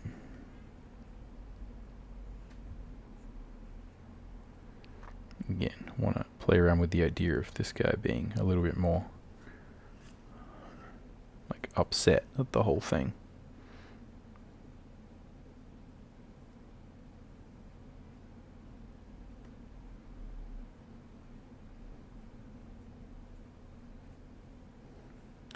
Well, so yeah, anyway, so that's kind of what I'm thinking. I'm going to try doing a little bit more, which is not to say that, we won't be doing 3 and 4-hour videos on YouTube, but I think when it comes to probably like this, it's almost like a little mini course, right? We got a few more elements we could add.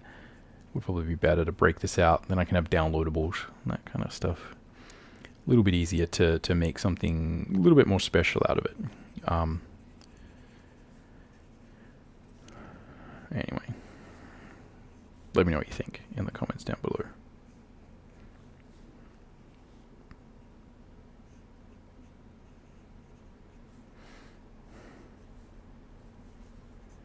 Well, I think that was meant to be. I think maybe I got my pillars wrong there. Oh well, we'll see how it works. But yeah, let's see if we can make this a bit more.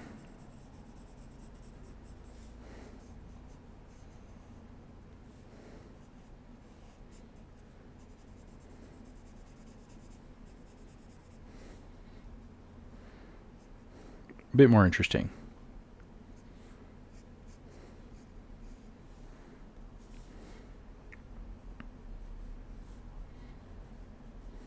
So not sure what that stuff is in the background, not sure necessarily exactly what is going on, but this might be another good way to do it. So I feel like like for me, the idea is there. What I'm going to do now is try and clarify clarify this idea from a drawing perspective, right?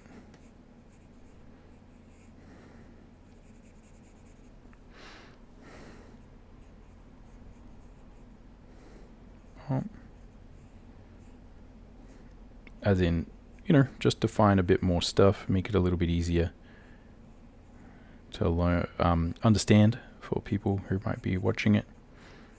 And this is often the process we go through, right? Like I find something and I'm like, oh yeah, cool. And after that, it's mainly about making it read a bit more. So yeah, here, as I said, that the main thing that I'm playing with in this second set of these is the idea of size, position on the page, and just seeing what that does. I think this is much less a matter of often experienced artist having some sort of amazing solid idea of compositional principles and what's going to work. I think obviously people develop tricks and things that work, things that don't work, and simple systems, simple frameworks for creating imagery. But a lot of it is just thinking, I tried all this, as I said, like what else will work? And I think in the beginning, this is the best way to really view it, because this allows you to experiment and find for yourself the types of stories that you really like. So there's an idea.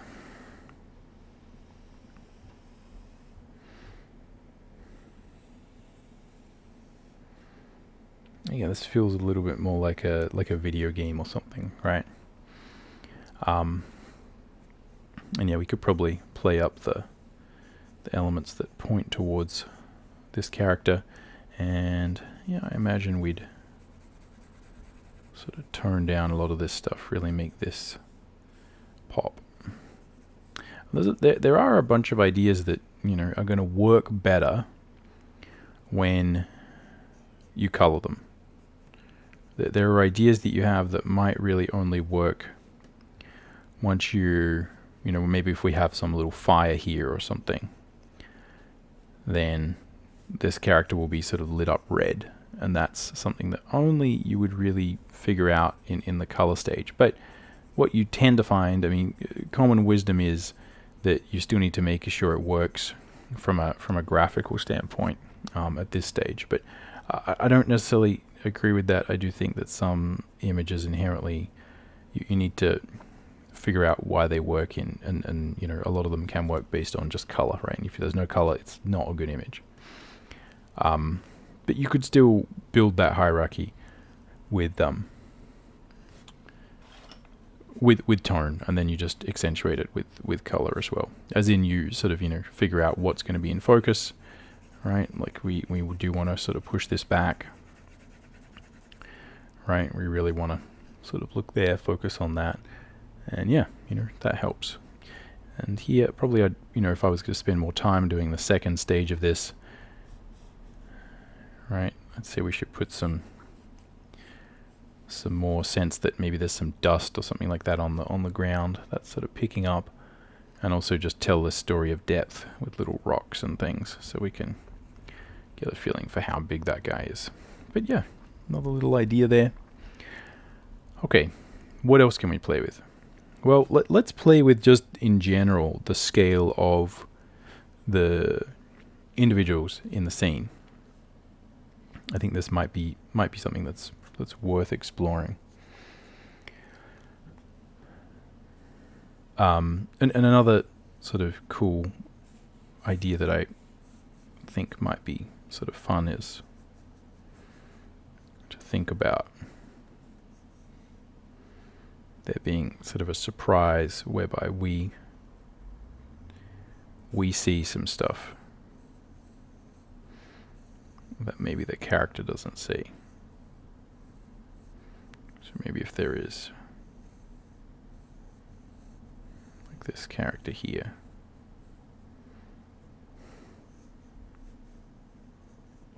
and we're in this sort of ruined. I've done a few images that have this kind of similar vibe.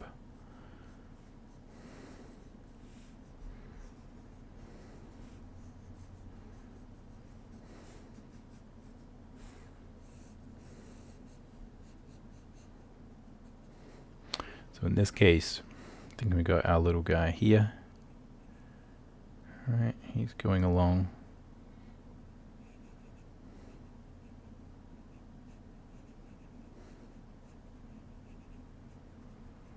Right, sneaking along. Again, you could kind of have him again with the little, right, maybe the character is looking around, not quite sure what's going on.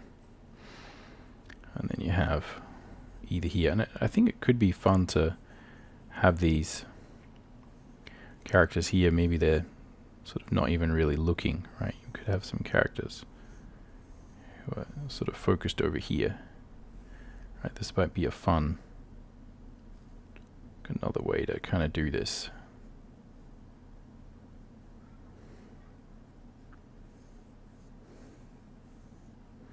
I have to go in and readjust the visual hierarchy as we progress. But yeah, the idea is here. Right, so behind this wall, we've got this character.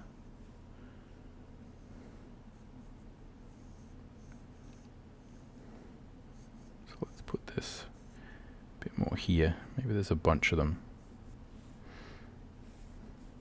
And I like the idea of not knowing what's happening in terms of rocks versus not rocks. Maybe they are sort of rocky creatures or something like that.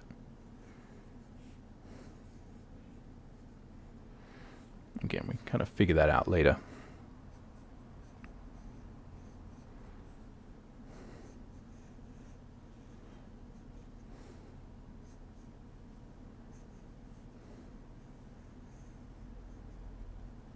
So the idea is there, right? I want to give it this feeling of, right, like maybe there was an archway here and it's been destroyed.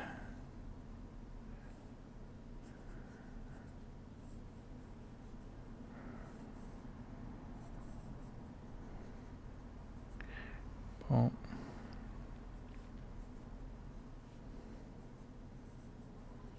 and again, make it clear these are giant stones and things.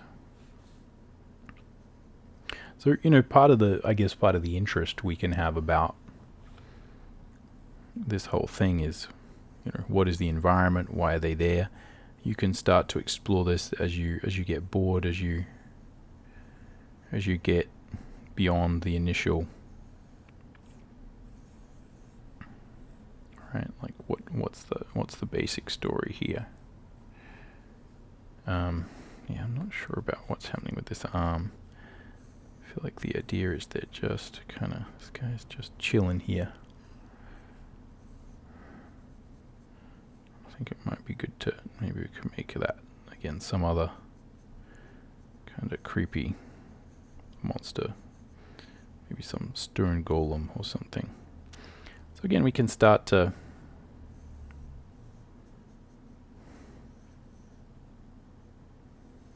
play around with the idea.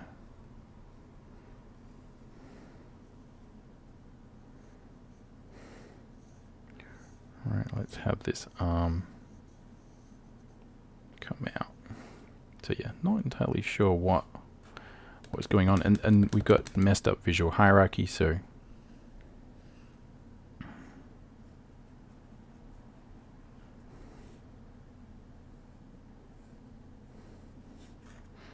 as in, once we start to work the drawing a little bit too much,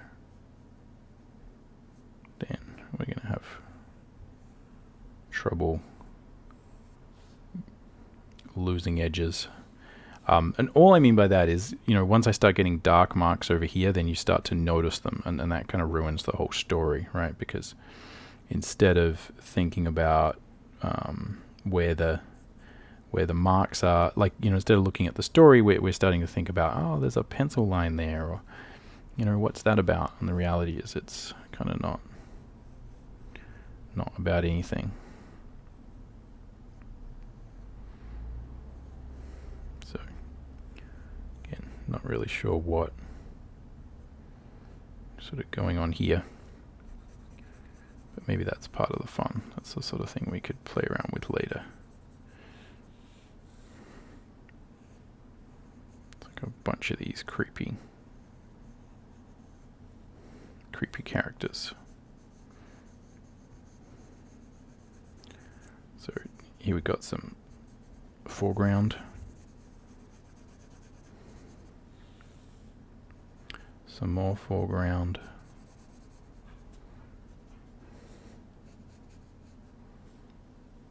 right here we've got, oh,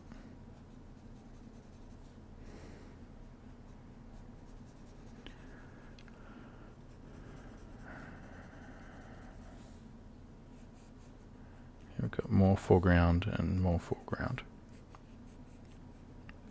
And probably at some point, again, also need to indicate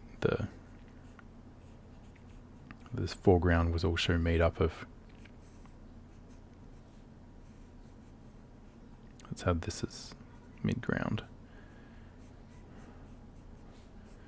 Right, this foreground was once made up of more solid architectural bits and pieces that are kind of fallen over, and then we tell that story even more as we progress.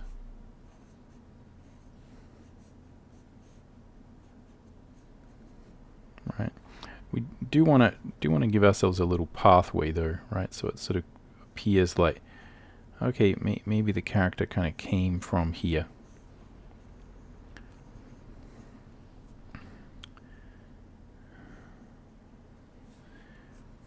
Right, going back into the distance and overlapping,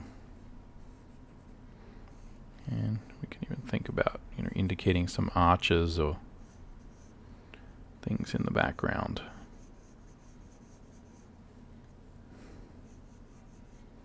That'll give us this structure. Now again, do we want to have darkness in those, right? So that the further back we get, the darker it gets. Maybe. Again, this is all where we think about and ideate what's going on. But I think you probably would have to. I think we'd probably have to sort of sell the idea that back there it's even darker.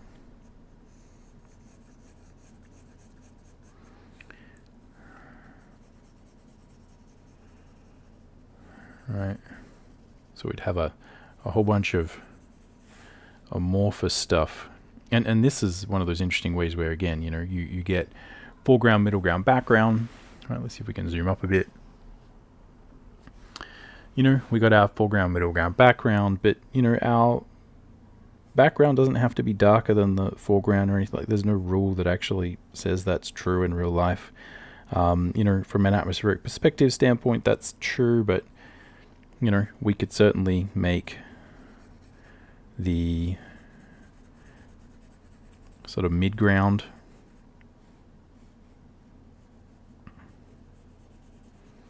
a little bit darker, and then maybe we could a bit lighter than the background. Then maybe we can really make that foreground darker. Again, I'm just thinking aloud. Don't.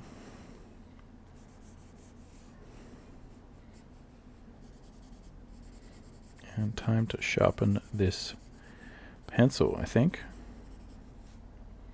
But anyway, so that's probably another sort of interesting way we could frame this.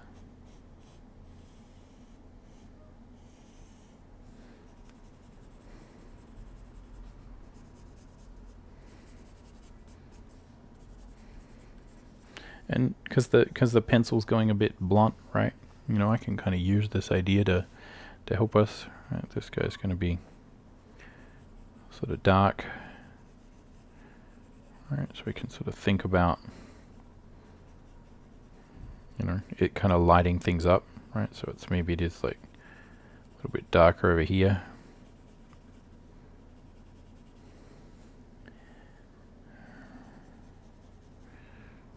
Right, sort of lighter over here.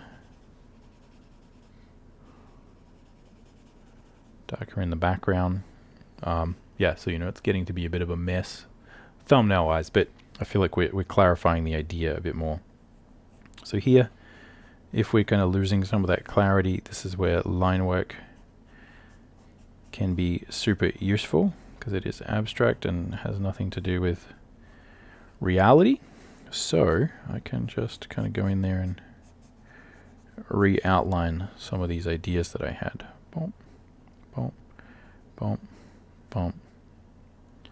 Again, make it clear that this guy is going to have this little fire torch thing. He's going through here, and that would be like a cool, you know, actual sort of element to have.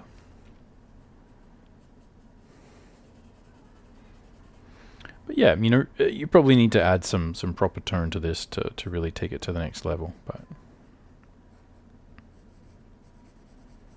boom, boom, boom, boom. Yeah. Anyway, I think we get the idea. But yeah, you know, something like that might be cool. You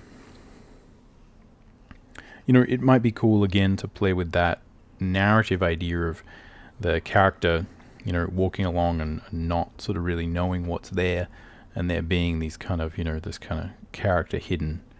You know, that might be something that's sort of worth exploring. Let me sharpen this pencil. Electric sharpener, which is absolute godsend. All right, what else have we got? Let's go. Boom. Let's try some of those ideas. Because again, you need to move pretty quick if we want this not to be some epic thing. So again, I like the idea. All right, playing around. Here's the ground plane. All right, character is here, holding up. And I like the idea of this being a big sort of beacon, right? And there's. I'm going to tell the story of this light, similar to what I've done here, by creating some edifices in the rock and the fallen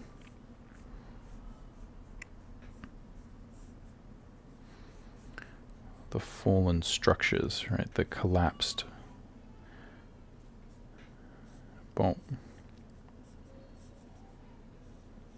collapsed dungeon. So I'm going to create some interesting structures that we can use to help tell the story that there is light here. And this will allow me, even if I'm not painting it that well, to kind of get that idea across. So the idea is the character is kind of coming here at us.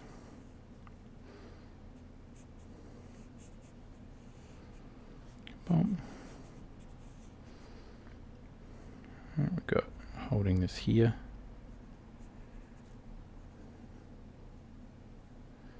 Maybe looking up kind of that way.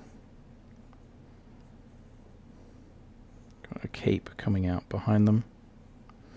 It's the hips. Let's see if we can zoom up for this. Well, it might be a bit easier to see some of this drawing if we do it that way. Yeah, boom, boom, boom, boom.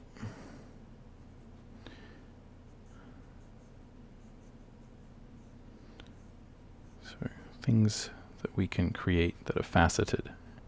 And yeah, the idea is the character is coming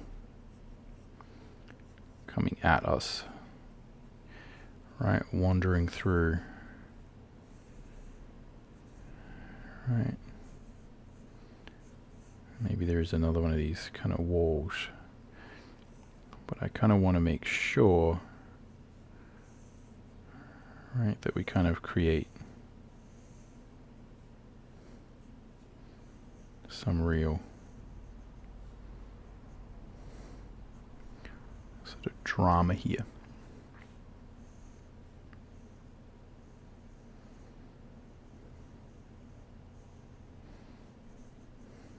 Right, so I want to make it clear that maybe the character has just not, right, just not looked up enough.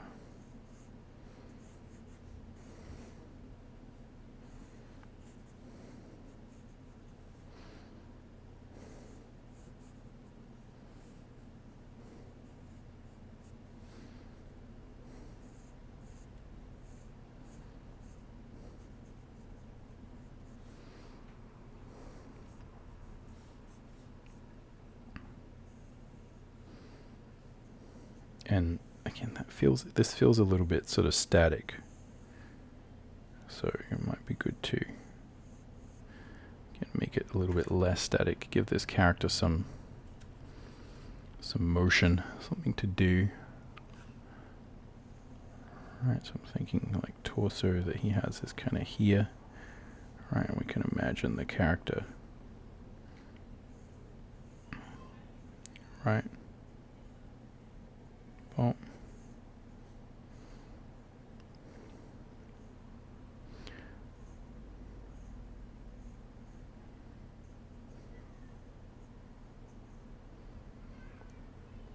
Yeah, here we go. Boom. Don't know whether he should be holding anything. Might be good for him just to be right, kind of sitting there doing nothing. Here's a shoulder. Right, here's an arm. We're probably not going to see a lot of that.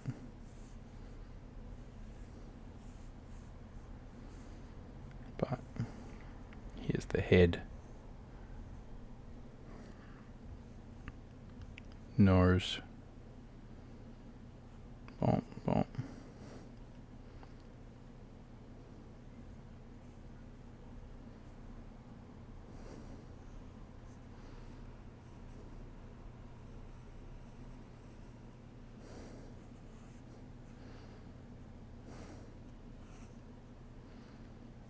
Yeah. So again, just an idea.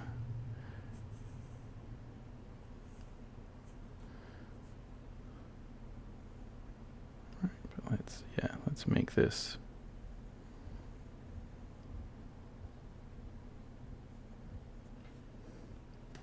I'll come to the top. That's probably a little bit more interesting. Again, I like the idea of this being some gigantic. That's right, we sort of have this thing here, just finding the lines, telling that story of depth within the scene. So we've got some darkness here, some darkness here.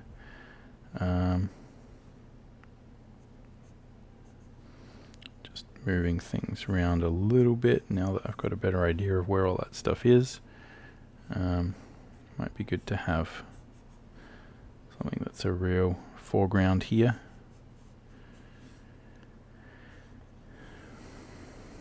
We could also have a foreground here that would help us tell that story of depth.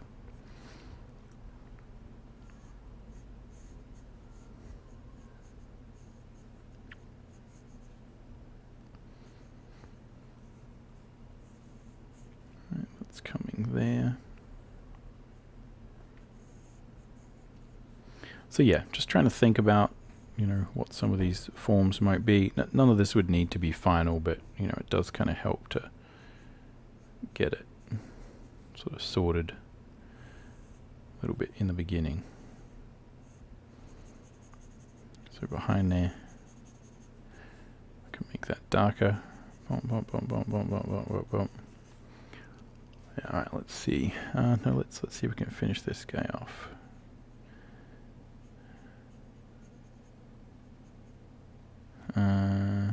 What are we doing?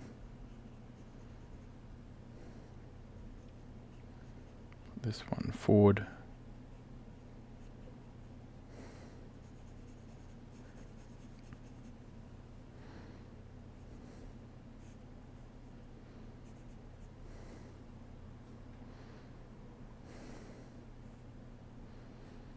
All right, what do we? Boom, sword here.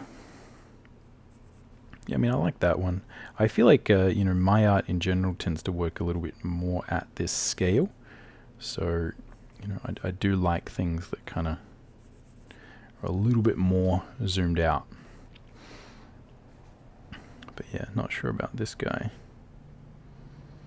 Let's make him a bit more.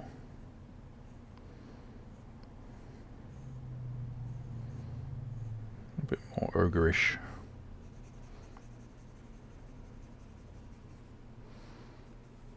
And obviously the character themselves would be kind of somewhat in shadow. And not sure entirely what's going on with this. Here we're going to have some rocks that are in shadow. Bump, bump, bump.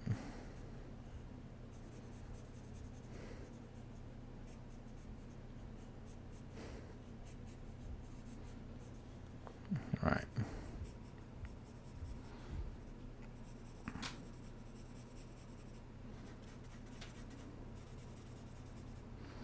So yeah, let's see from above. You can kind of get the overall vibe. Got another one of these rocks here that again we'd be able to see. Right. See that this is being affected by the light. Alright, that would probably be in shadow. That would be in shadow. Shadow there.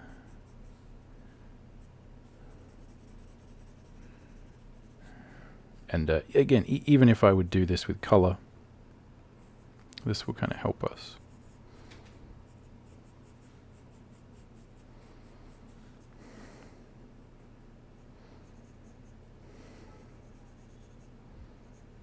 Bump, bump, bump, bump. So pretty kind of complicated image, but you can see how I'm sort of progressing using like the different narratives that we have. We kind of stumble upon. Again, this is like an idea I've sort of had before, right? So it's tricky to do this type of ideation stuff, like as a demo, because so often, again, thinking through it takes a long time.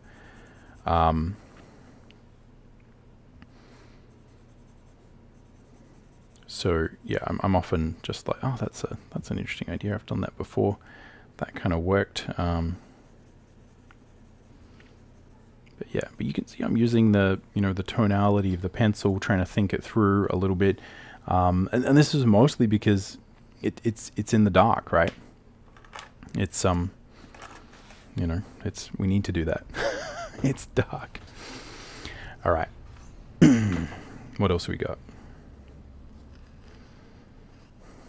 I feel like doing this, but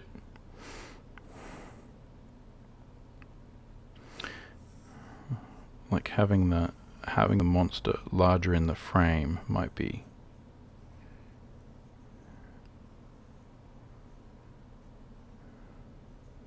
fun. So messing in the boom. Alright, so in this case, again, it's going to be hard to know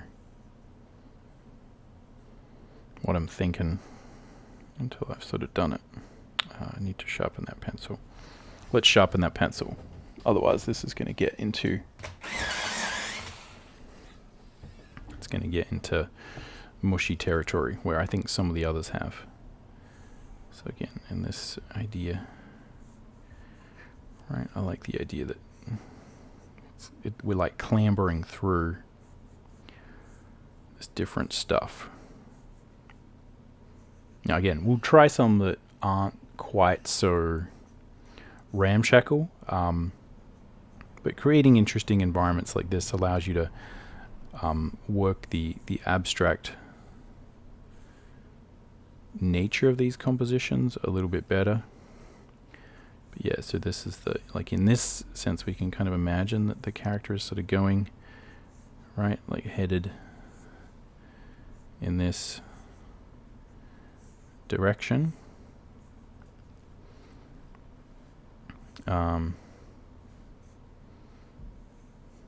But that this character is here. Right, so we got some fingers.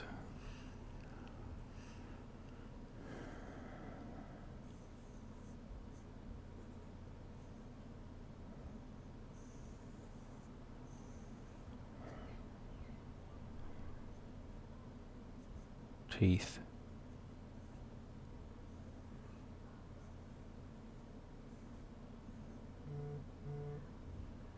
Boom.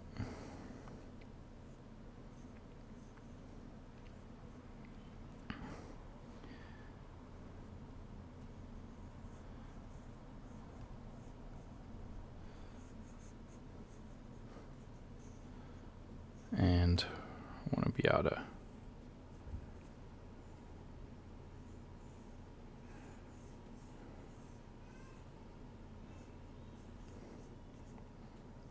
really work the underneath of the character, right? And sort of make it clear that the character is suspended above the ground. And this as well is something where we can try and build some abstract composition behind.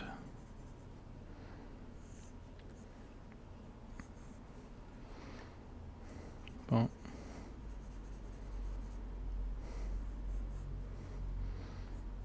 and what I would say, another thing that's sort of worth mentioning, I guess, is that like there is a benefit to having to get some of these things done by Friday afternoon, right? Let's give this guy a shield in this instance.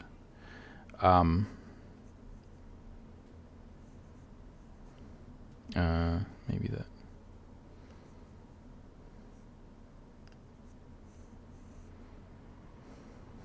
Yeah. Maybe this is more of a, like he knows he's coming. He's got the sword up. Again, I'm not really going to think too much about where the sword arm is going to be. But anyway, as I was saying, that there's a value to having some time limits on these, where you start to be like, I gotta, right? I gotta hustle. I gotta do something.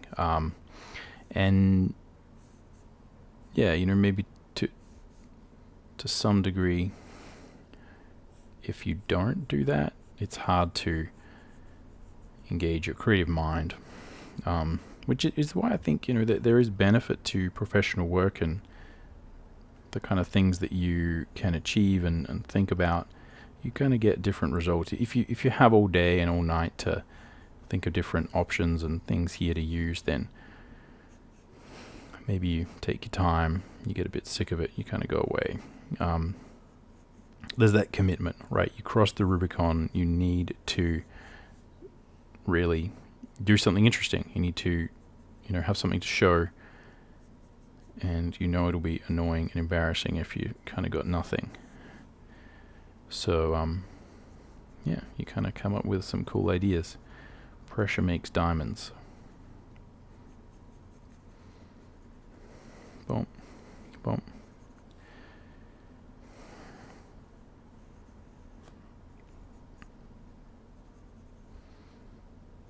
So again, not sure what's happening with this guy necessarily.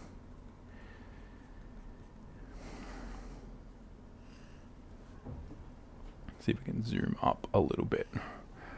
Make sure that's crisp in focus. I think, yeah, that's probably about as good as we can get.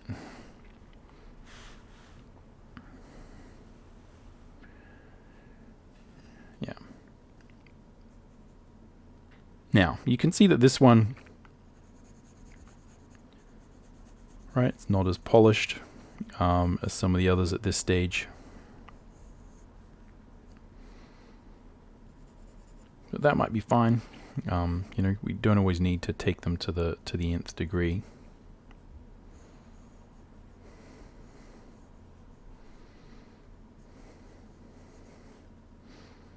And once you get the basic idea there, if you kind of understand how to progress thumbnails, what you're going to find is that This is a little bit more as if we're kind of just in a rocky landscape, right? So again, I kind of make some notes to, push the architecture, or right. I'd sort of try and remind myself, okay, we need to make it clear that, right, this is part of the architecture.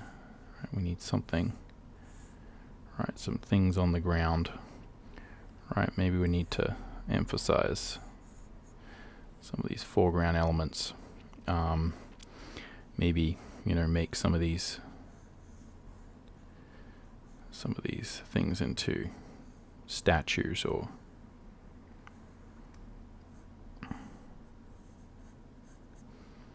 something like that.